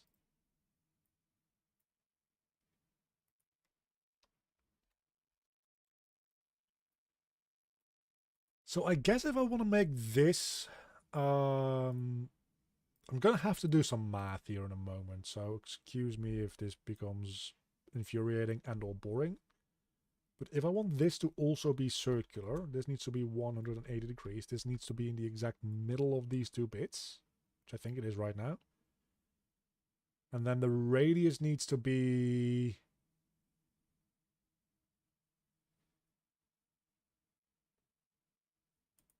The width of this thing is 1250. How do I calculate that exactly? By trial and error is how I'm going to calculate that. How would I, like, I guess we can just plug that into a circle calculator, actually. Circle calculator. Because we know the radius of this circle is 1150. Oh, actually, no, we just, like, we have 1150 minus the, no, that doesn't make sense. So this is 1250 wide.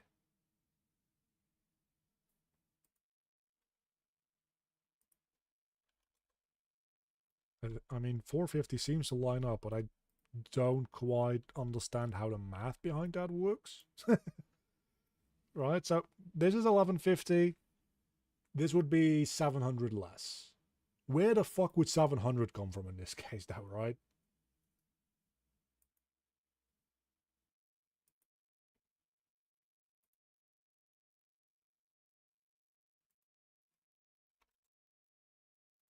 Probably need like a few more sections for both of those as well.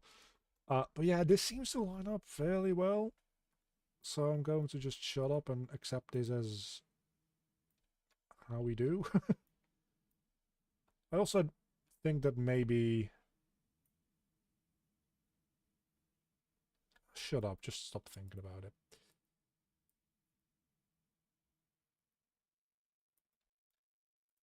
Just honestly, this is the way I'm going to do it for now. When we actually model the actual level geometry in Blender eventually, this will be probably a little bit cleaner, but for now, I think this will do.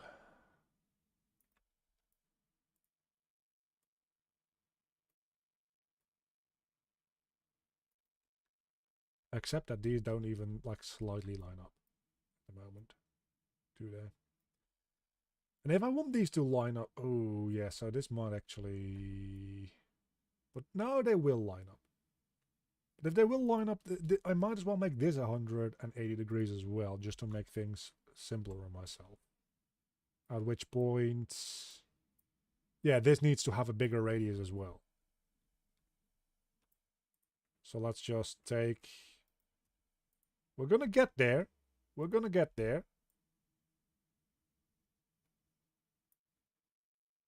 Then how do I calculate the radius for this one?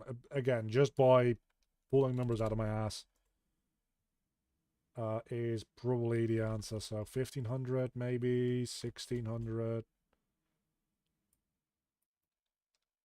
We're getting pretty close. Oh, hold on. The radius of this will be 1,000 more than this. So this would be 14. No, it would not. It would be 1250 more. Because this is 1250. Okay. Now the math adds up. So this is 450. Because there's 450 units between this hallway and this hallway. 450 plus 1250 would be 1700. So that's literally the next thing that I was going to try. Okay, fuck me, I guess. What?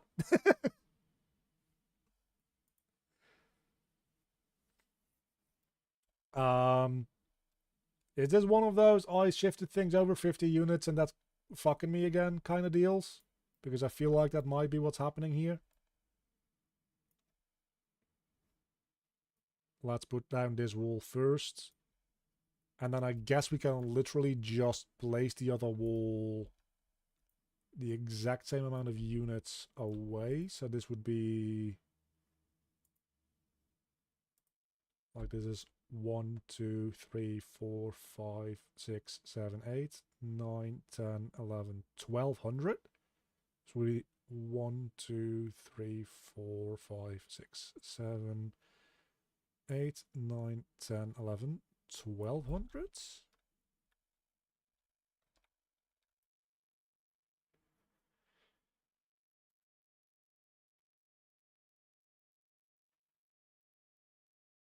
So I think this is one of those things where I just shifted things over. It actually does fully work. It's just like these need to be shifted by something. But how does this, like there's 1, 2, 3, 4. 1, 2, 3, 4. So that is symmetrical. But rather than think too much about all this,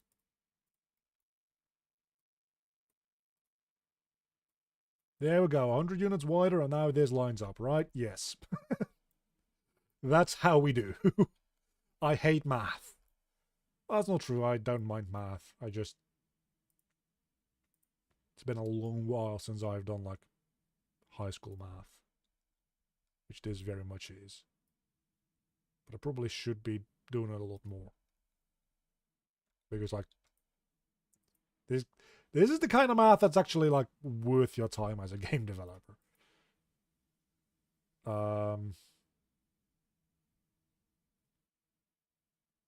Yeah, so I'm thinking that for this piece of the floor, we copy this over.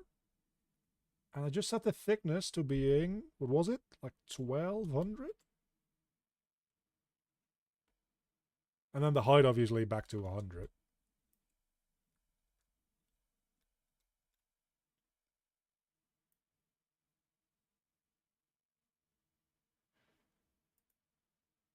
Wait, how is this? Like it's 1250. Oh, because this now has to be 1250 times. No, this can't possibly be. Yeah, no fucking way. Oh, but that's. Does it need to be 2500? No. what formula am I fucking missing? Also, why... there is something going on here where this doesn't fully make sense. Oh, because... Oh, that's... Oh, yeah, no, that makes sense. It wasn't a perfect circle. So it probably was actually just thickness 1250. Yeah. There's the other stuff that fucked up.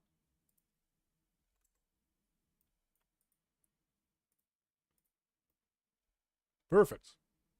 Okay. Finally got there. Took a while, but we got there. Are you guys proud of me? Are you proud of me for mathing? I can math sometimes. Oh, now this doesn't line up anymore. What the fuck changed about this one? Oh. Yeah. Okay.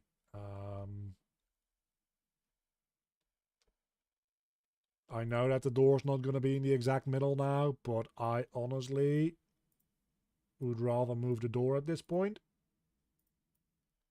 by 25 units, if it comes to that.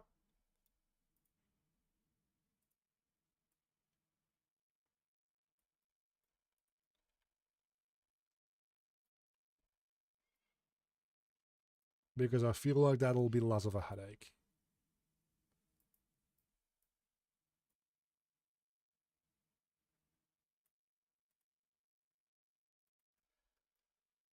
Okay, at least we made the shape for this one now. We'll worry about the rest in a moment. Because believe it or not, there actually needs to be a level in here as well. I know, scary thought.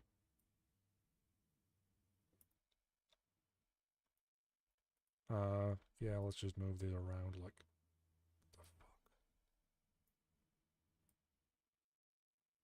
It's offset by 50, because everything in this level is offset by 50. I made myself so miserable by doing that when we started, and then I started like involving circles, so I had to second guess myself, and that was a mistake. And this, no fucking surprise, is off by 50 as well. It's just a block out. Don't care too much about it. Don't think about it. It's just a block out. It's fine. There we go. And then I guess we can just literally... Oh, this definitely does not need to be this long anymore either. So we can just copy that over like that, or... Well, we can copy these over and just like pull it back. You know what I mean. And we'll have ceilings. I didn't copy them. I just moved them. There we go. Now I moved them. Now I copied them. I also moved them, to be fair. Cool. So we have this. It's all in orange, and this is not symmetrical. Fantastic. 2 and 1.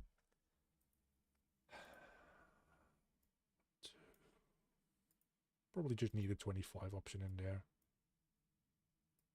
For now, this will do. Okay, so what are we going to put actually like in this hallway? Because I haven't really thought about that yet. I just was thinking about how in the ever-living hell I was going to get this shape to work. But now that we have this shape, 1, 2, 3, 4, 5. 1, 2, 3, 4. Actually, it is in the middle. What the fuck? Sure. Now that we have this shape working, I actually need stuff happening in here as well. Because again, we can't just say, hey, nice hallway, let's walk through it and do nothing else. So, what do? First and foremost, what do? Set the color for all these things, because it's going to bother me otherwise. And in the meantime, we can think about some things to implement here. But not for too long, because, wow, time's flying. I had no idea it was already this late. So we'll probably only make a general start on things here today. I don't think I need to set those values. Everything should be purple now. I like purple for this dungeon.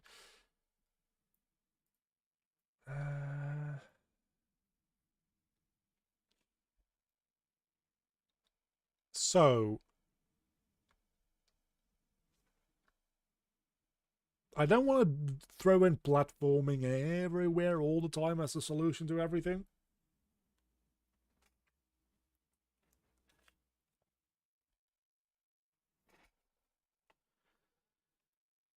But we also can't very well do puzzles all too much because it needs to be bi-directional.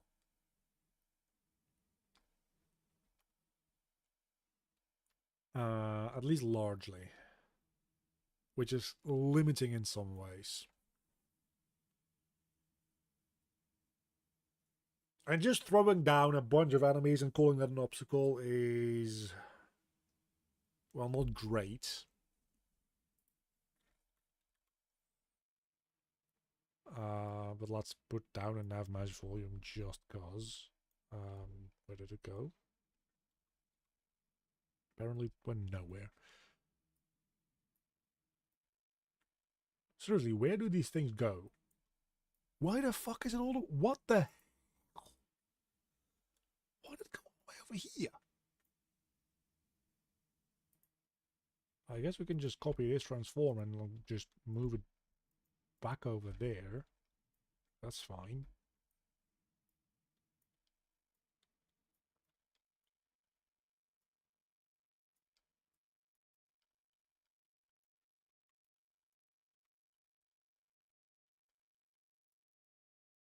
And now, technically speaking, you shouldn't do it like this, but with the box brush, but it doesn't actually matter that much, so fuck off. Yeah.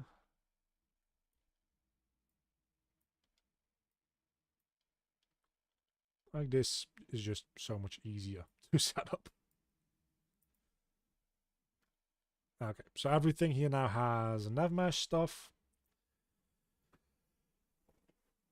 But that's not really going to help us too much, is it? Well, one thing that we can do to make everything a little bit more interesting again, because we have this cheat code in this specific area, and with cheat, like level design cheat code, I mean, is just putting like 2 of these down on either end, so that when you enter the room and when you are about to exit the room, like these little fuckers will spawn, which will be like a thing to deal with.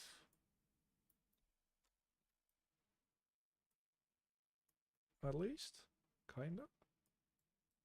Why did they go down there? Why do they go down there? It's when you move them in more than one direction at a time that they start freaking out, I think. Can we just set the radius on these things a little lower for these ones, like 400? Fuck. There we go. Just a little bit. So that they don't spawn immediately if you enter from the other direction. And start fucking annihilating you before you can do anything. That doesn't seem very fair. Okay, so this effectively is just a trap for you to walk into and just immediately have 2 of these things pestering you. And I guess for these ones we might as well also make the radius slightly smaller. You can also set these back to 400 for both of them, actually. Because there's no way to avoid both of them anyway. Like, if you're smart and you know that these are here, you're able to walk around and only trigger one of them. But especially, like, first time, and that is the most important time to play something, if you walk into only one of these and you see something spawning here, I'm assuming players will like instinctively walk away from it and then walk into this other one. So what'll end up happening, in theory anyway, will be something a little bit like this. Let's do a reimagination of things that are about to happen in the future when players get their hands on this. So they're like, oh, this seems like the best way to go. Let's go up here. Oh, this is very fun climbing up this way. There's some enemies here. Let me ignore those. And then they fall down to their doom. Why?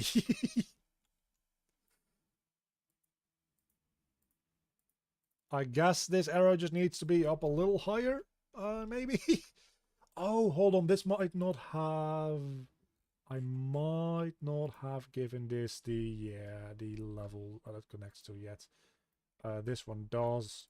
I just need to give this one...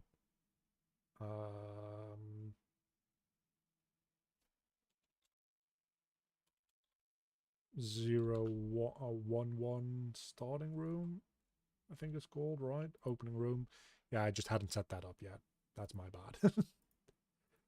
Okay, forget that happened. That's not supposed to happen.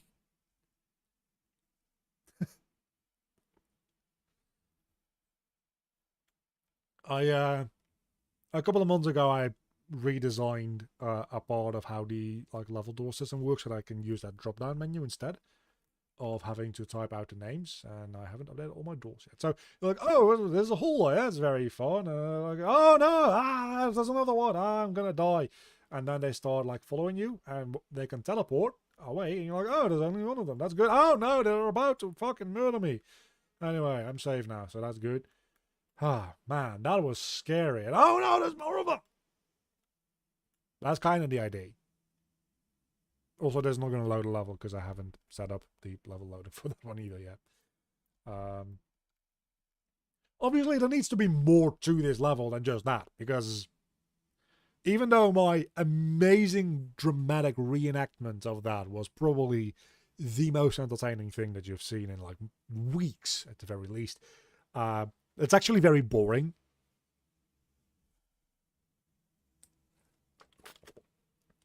So we need to have something else happen in there.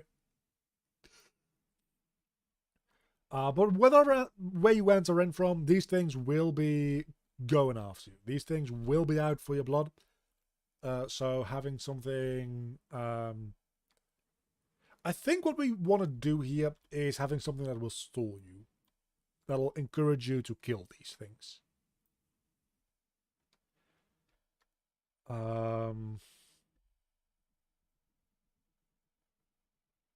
So I think for this one, maybe we can do something similar to what we did in this other hallway. But this time we can do them going down in turn.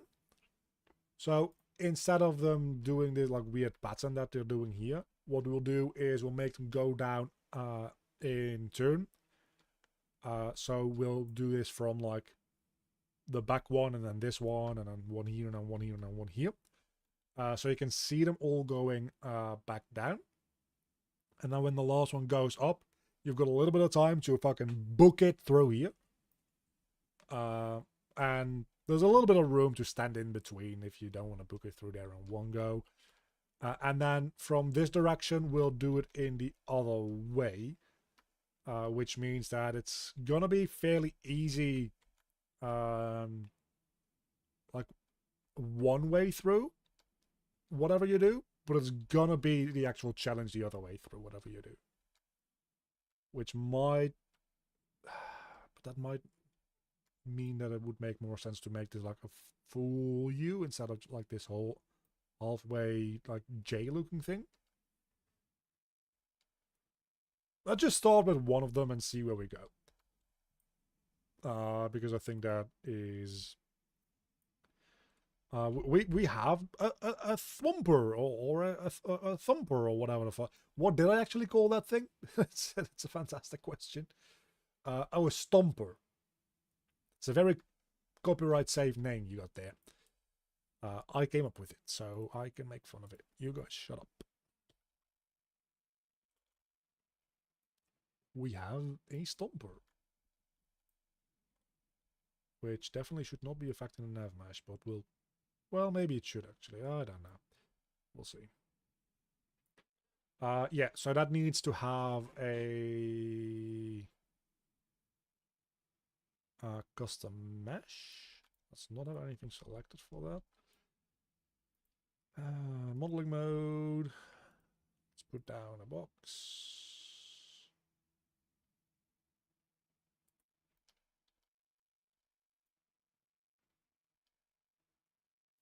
This time, let's not have it have a weird rotation. That was a little annoying last time to deal with. It's not that big a deal, but I mean, it could be better. My snapping is set to 5. Set that back to 100. Actually, let's set it to 50. And then set it back to 100.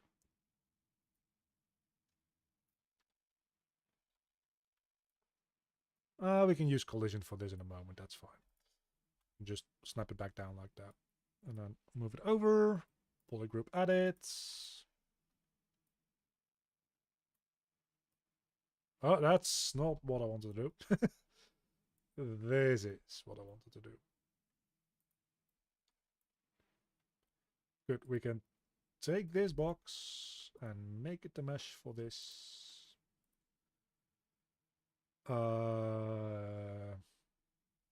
Okay, yeah, that's fair.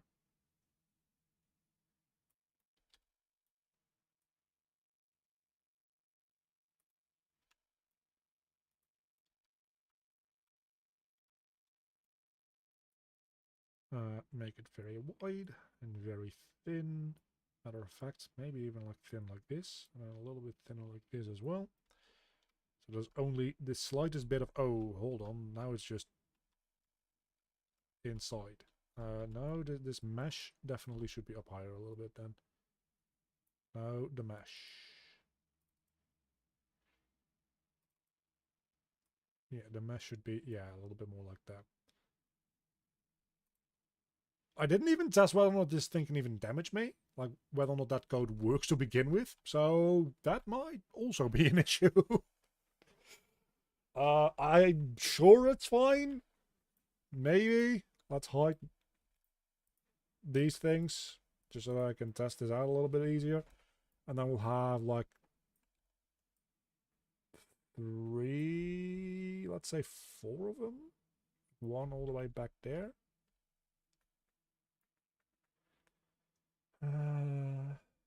Yeah, and then we'll have 3 on the other side. Let's make sure that they're evenly spaced, though. That's... Let's see if 500 units apart is good.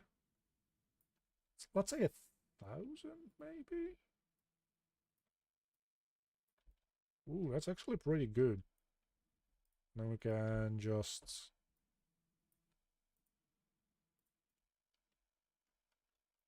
...100 units apart over here. And then... just move them back a little. Does that... That kind of works for me.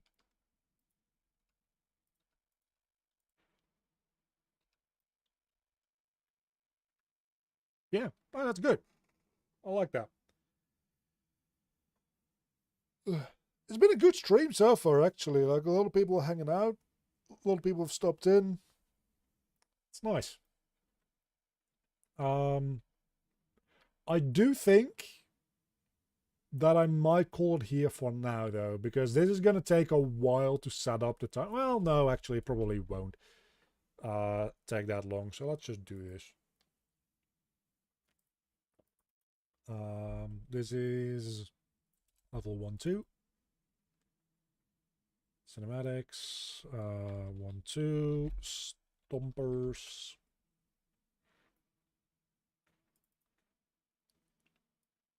I don't know if this will be one animation sequence or if they'll be on separate cycles.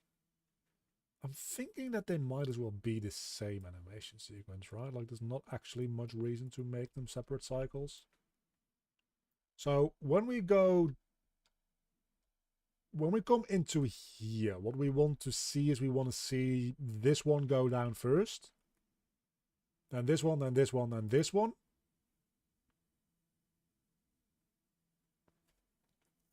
And then they will all go up in that same order again. So that when this one lifts up, you see a clear path that you just fucking book it through. And probably like stop halfway through. Yeah, so we start with this one.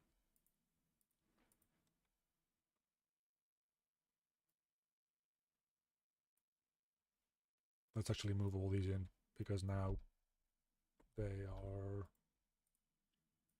It might be good to actually... Yeah, it might be good to just have them up here to begin with, to be honest with you. So let's give all of them a transform and a starting keyframe. Honestly, let's just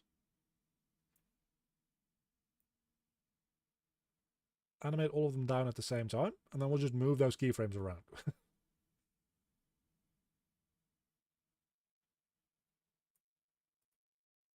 Probably want a little bit of time in between them, but not too much. Let's do like 5 frames in between each of them. So this would be frame 40, and this would be frame 60. What does that look like? Oh, that's... Okay, maybe we actually do want them to be... Oh, maybe we want them to be overlapping. Like 5 frames the other direction. Like this starts at like frame 10. And this then starts at frame 20. And this is frame 30.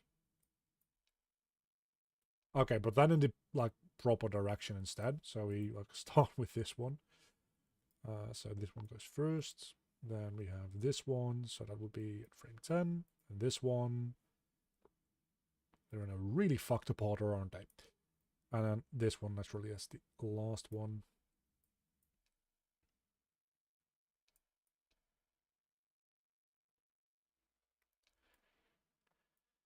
Am I the only one that feels like this might still be a little too slow?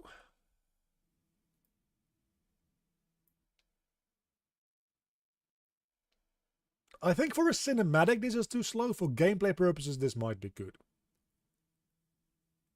So let's wait until they're all here. And then start lifting them all up again with half a second to go for each one. So that would be back up. Go 5 frames back. 15 forward. We're doing a little math today. There's obviously a lot simpler math. Yeah, I'm thinking like the initial shock value of seeing them go bum bum bum bum bum very quickly after each other will be more like intimidating, satisfying to watch. But I think for gameplay purposes that might be a little annoying. Then again, this is the difference between like right now I feel like you can make it to the middle and then to the end.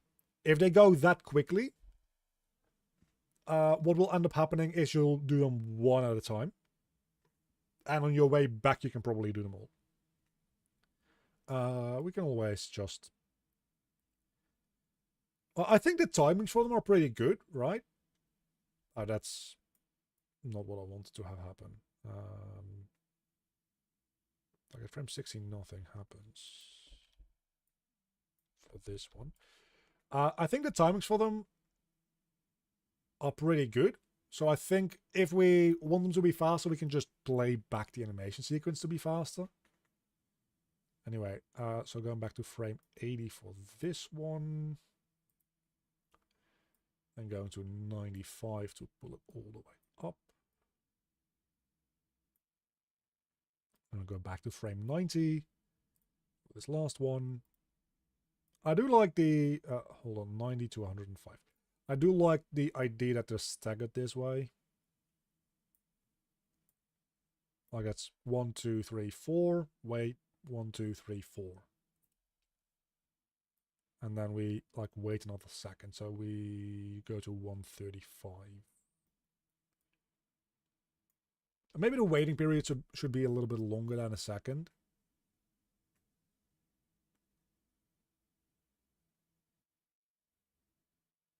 I think the closed period should be a little bit longer than a second. The opening period being a second is pretty good. So we can pretty much just take all of this. Let's move it another 30 frames to that side. And then it also lines up with 135 perfectly. And then this can just be how far. So let's line it up to 165. Because a part of the idea is that you're stuck with these guys for like a moment, right? Especially if they start following you, like inside here. I don't think all of them connect up properly downward. Yeah, no. So we do need to fix that. But I think this is pretty good.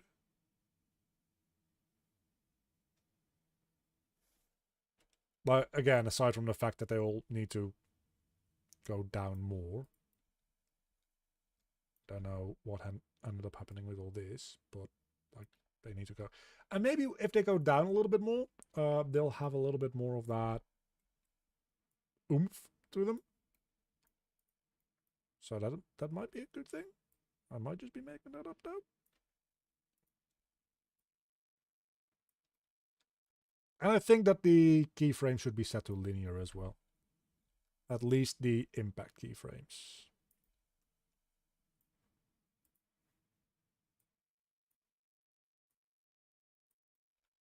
And now they're going to be slowly moving up. I will fix that in a moment. Because all these will be, yeah, exactly. But at least they're all on the same frame, so it's not that big a deal. So yeah, these probably all should be set to being linear.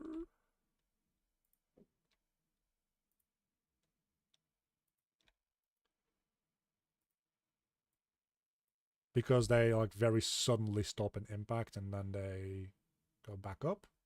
Ooh, I don't know what's up with that. What the fuck?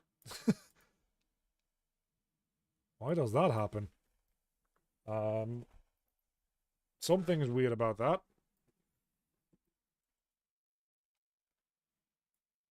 This takes... Oh, it only takes 10 frames to go up. Why is that? That should be taking 15 frames. And then this should not exist, right?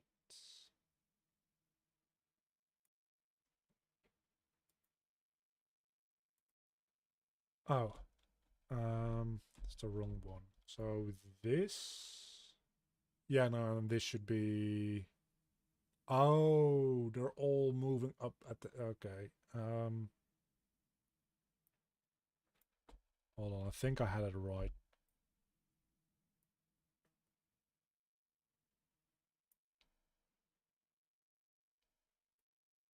So this is 120 to 130. So they are all the same speed. It just doesn't feel. What the hell is up with these curves? Because this one definitely. This last one, you see what I mean, right? Am I just losing my mind? Is it just like an optical illusion? That last one definitely like has a bit of like, and then fast. Which is this one.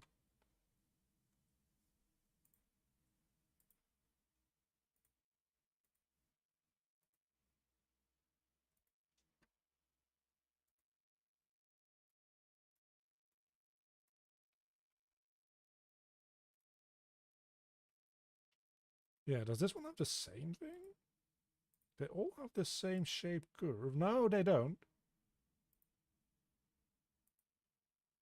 Right, this is definitely more steep. No. Oh, they're all about the same. Except that one.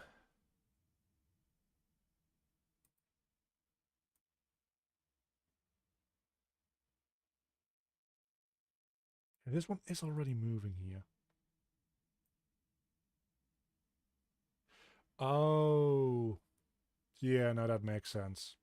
Don't know why I didn't see that coming. This one... They're all moving up to that position again as well, because they weren't set properly to their resting positions. Okay. 1, 2, 3, 4. 1, 2, 3, 4. Is that downward movement faster, or the upward movement faster, rather? It feels like it is, but I don't think so. Because this goes from 110 to 125. That's 15. So that's also 15.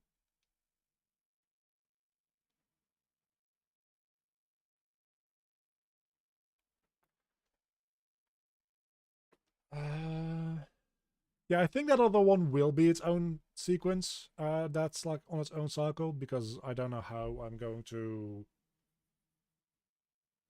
like animate these in a way that fully makes sense to be on both a cycle with 4 of them and another with 3 of them in the same animation sequence. That seems like if I just animate 12 cycles in, but if I don't want to change anything, this is like not a good time. And there's no real reason that they would need to be one animation sequence anyway. So let's not forget to set these to looping and autoplaying, and then let's stick with that speed for now. And then we'll make another level sequence, which will be 1, 2, Stompers 2.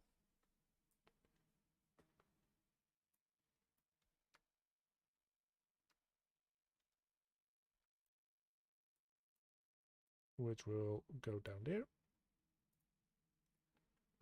And we'll just do the same thing again.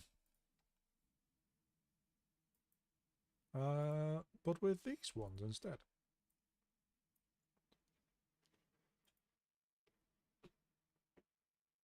So we transform, add keyframes for all of them, and we move up to just above. And at least now I already know the timing, right? So this is 15 frames. Make sure it's properly inside of the floor, which it's not here. Which means it's also not there, but sure, let's just properly inside the floor. Good. That's probably good enough because the ceiling will be in there. Then 5 frames earlier will be the starting position for the next guy, which this time actually they're lined up properly. Thank goodness. Which will take 15 frames as well. Then we'll go 5 frames earlier, so that's the 20. So that goes to 35. Move it down. Then we wait 2 seconds again, I want to say. Let's do 2 seconds again, so that will be 65, so that'll be 95. Or 60 plus 35 will be 95. And then we'll make them go back up. So 95 will go to 110. 5 frames back. The next one will start going from 105 to 120. 5 frames back. The next one will go from 115 to 130. Make sure they go up high enough. These 3 specifically will set to being linear. See how much faster this goes now that we have the timing decided. And then at the very end here, we'll take a second of pause. So that goes up to 160, and that's pretty much it. So we do 1, 2, 3, we wait. 1, 2, 3. 1, 2, 3, we wait. 1, 2, 3. And these don't line up perfectly in all regards, but this is just a thing that will just make the mesh a little bit wider and that'll fix it.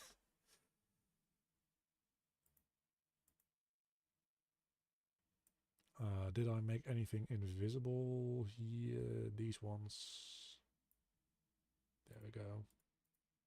Once we add back in the walls, do we really notice this as well? Probably still do, actually. Yeah, we definitely still do. But still, that is highly fixable. We can just take this, and I think we can still, like, if I just take the static mesh and go into modeling mode, I might still be able to, yeah, polygroup added without too much trouble, and I can just pull this out a little more. And just to be, like, safe about it, This is a little annoying to deal with, but we can find the right poly group in one of these, surely. I think that's wide enough, actually. Probably don't need to worry too much about it, because now when I accept, all of them go wider anyway. It's a little inconsistent with how it looks in the level preview, but that's fine. Oh, let's not forget to set this one also to loop indefinitely in autoplay. And then set up the... What level does this go in? Like 1.5 or something, right? Yeah, 1.5. 1.5, balcony. And then make sure that this one links up to 1.2. Hallway. And let's test it out. Let's see how infuriating this gets. That's not the button that I meant to press. Still need to make some UI for the weapon switching thing. But I also still need to make weapon switching unlock. Because at the moment you just have all of them. Which is just not great. Okay. Probably should be some kind of indication as to where they're going to stomp down in the actual art. Holy hell. Okay, so that is... Well, it does what it needs to do. I'll give you that.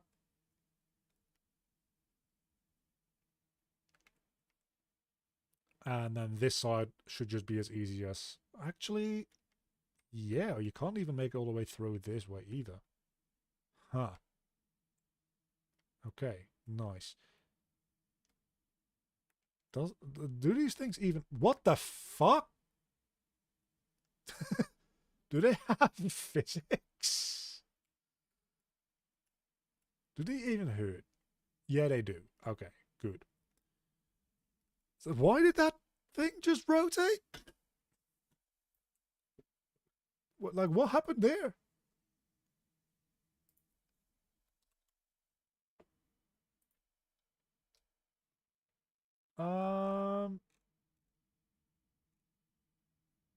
Collision enabled query and... Oh, the static mesh has physics.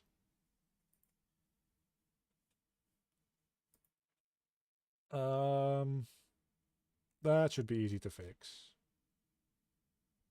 We can just custom query only no physics collision. Okay, so there still is a chance technically that when these drop down on you, you get like knocked back into the next bit instead of like back where you came from. I don't think that's a big deal, honestly. But there probably should be some sort of, even just for test playing, some sort of visual as to where they're going to be landing. Because at the moment it's literally impossible to tell where you should be standing. So what we're going to do here for test playing purposes is I'm just going to copy these over. I'm just going to move them down to a height where you can easily just still step over them. But they do give you an indication as to where they're going to be landing. These very much are temporary. This will be replaced by some kind of... Oh, what the fuck? These will be replaced by some kind of... like, eventually... just like texture stuff when there's actual art in place. I must say, when I put together the new PC in a new case, I also cleaned up my desk a little bit, because now my PC is actually standing on my desk. I had it under my desk, but over the last like 2 years, anytime I wanted to get at the back of my PC, it was a fucking nightmare. Because it was under my desk and I had to like crawl under my desk to connect and disconnect literally everything.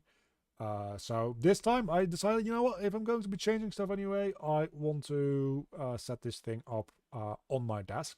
But then I need more room on my desk, and also kind of kiss goodbye to the idea of having a third monitor, because I just don't have room for it. But that needed my desk cleaned, which means that the PS5 controller that I'm like playtesting stuff with is actually easier to grab within reach.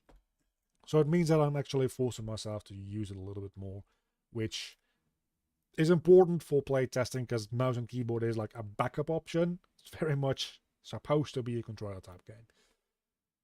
Anyway, so I think we actually did quite a lot today, didn't we?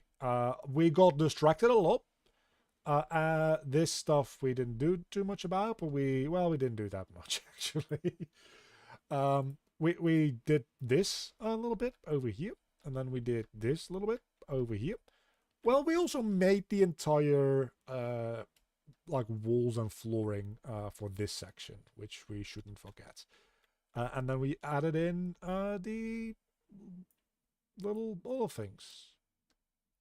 So we like made one entire level and we filled up one entire level, which means that next time we're gonna get to making this bit probably, which connects back up to this central area over here. And then what will we do after that? It's a good question. Because we'll have all that, and then I think the next... What is the next area to go through, actually? Would be probably... Yeah, this 17T hallway. Which has like 2 branches to it again. One of which I think is supposed to connect to something up here. But I don't think it will anymore, because this doesn't really like vibe that way anymore. Suppose we could like make a door in here? But that would be kind of weird. But also kind of cool, right? Like if we took this, set our level context to the right level. It would give this whole area a little bit more to do as well. Like if we just did this, and then this, and then all that, and then stuff and things. This is a little bit... It's a little bit tight to be putting down a door in, don't we think? I think so. Like, this is not really a let's put down a door kind of area. I don't think. And we can't really, like, take out this bit either, because it also functions as a wall here. So, yeah, let's not do any of that. Let's just get rid of that idea. I guess we could put down a wall here, or maybe, like, even a small extra hallway here into a wall, but...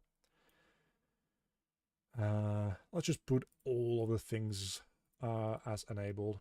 Yeah, it doesn't even like actually link up with anything over there anymore, I don't think, so it's fine. So yeah, next time we do that thing and we look into this hallway, which this hallway is probably still going to be fairly simply like T-shaped, to be honest with you. I might not have too much going on in it. Simply because it is another one of those like splitting points where you split between... going to... Fucking fantastic question. I think this one... Where does that one lead? Where is it supposed to lead? Hold on. This is why I have sketches. Where is that upper supposed to lead?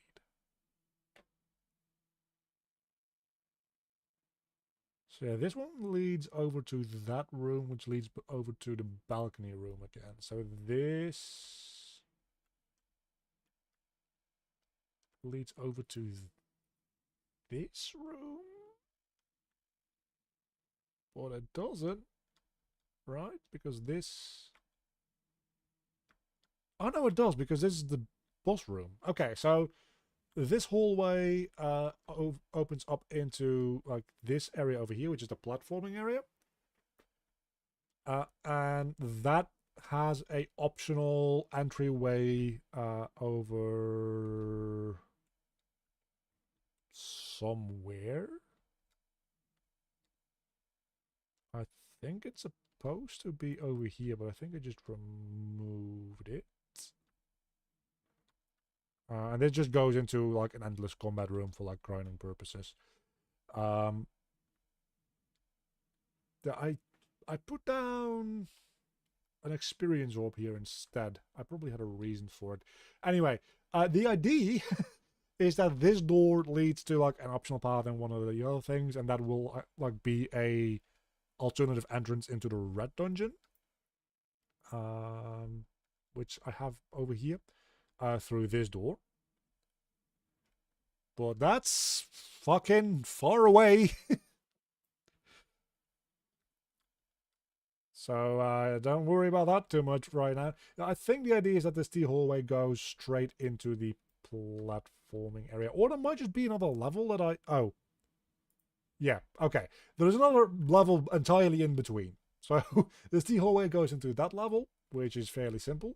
And that has 2 exits. So it has this one over here that goes into the platforming challenge. And then it has this one over here, which goes all the way over here into like this balcony area as well.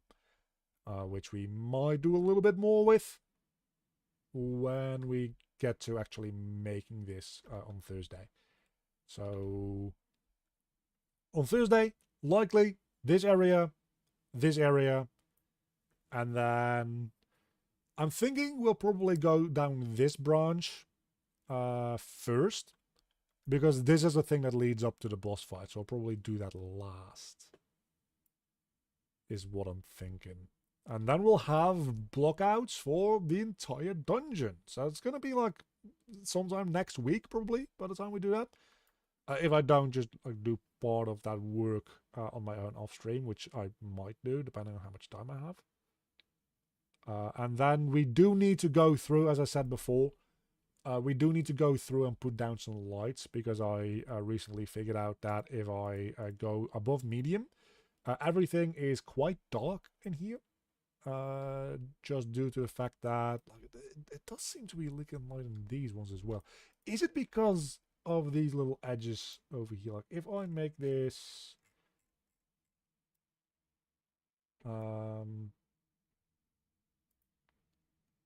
if I make this a little bit more, like 4400 for instance, right? Does this suddenly become a little dark? No, not really.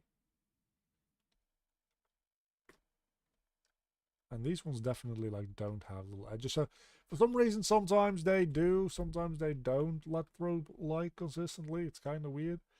What if I put this up to epic? Yeah.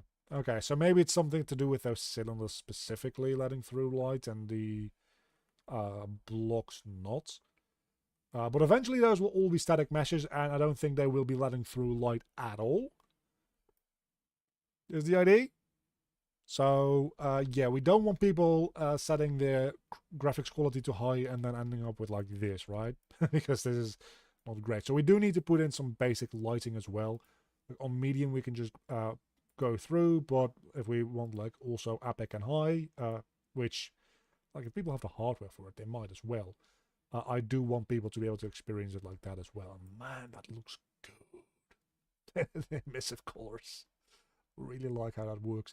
So yeah, this is all like quite dark, so it needs to have like, these probably don't need to cast shadows and that kind of stuff. We'll need to go through another path of everything and put down some like basic lighting at least, so that everything works like it should. So give it another week or two of streams before we have all the blockouts, and then another week or two before we have all the lighting put in place, and then we'll have a playable dungeon, more or less, I think. Man, game development is a lot of work.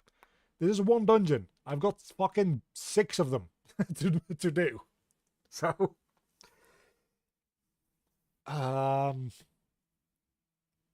assuming they all take like 2 months to block out.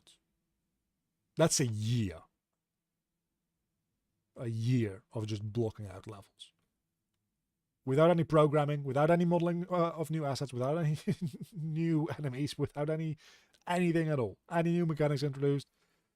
And then they all need to be like actually like modeled and filled with art. So that like increases that process to like 3 more years. To be fair, I'm hoping to invest some more time aside from like 5 hours a week on stream whenever I have the time. So maybe we can get this down to like another 2 years of development and then it's fucking will be finished. But it's like thinking and looking about it like that, unless I suddenly get the opportunity to work on this game at least 20 hours a week, it's gonna be a while of development longer. And that's even assuming that there's not gonna have to be any major changes due to test playing, which there probably will be. Okay, I'm depressing myself thinking about this. I'm going to leave and I will be back on Thursday for more of this. You guys all have a fantastic couple of days until then, and I'll see you all back later.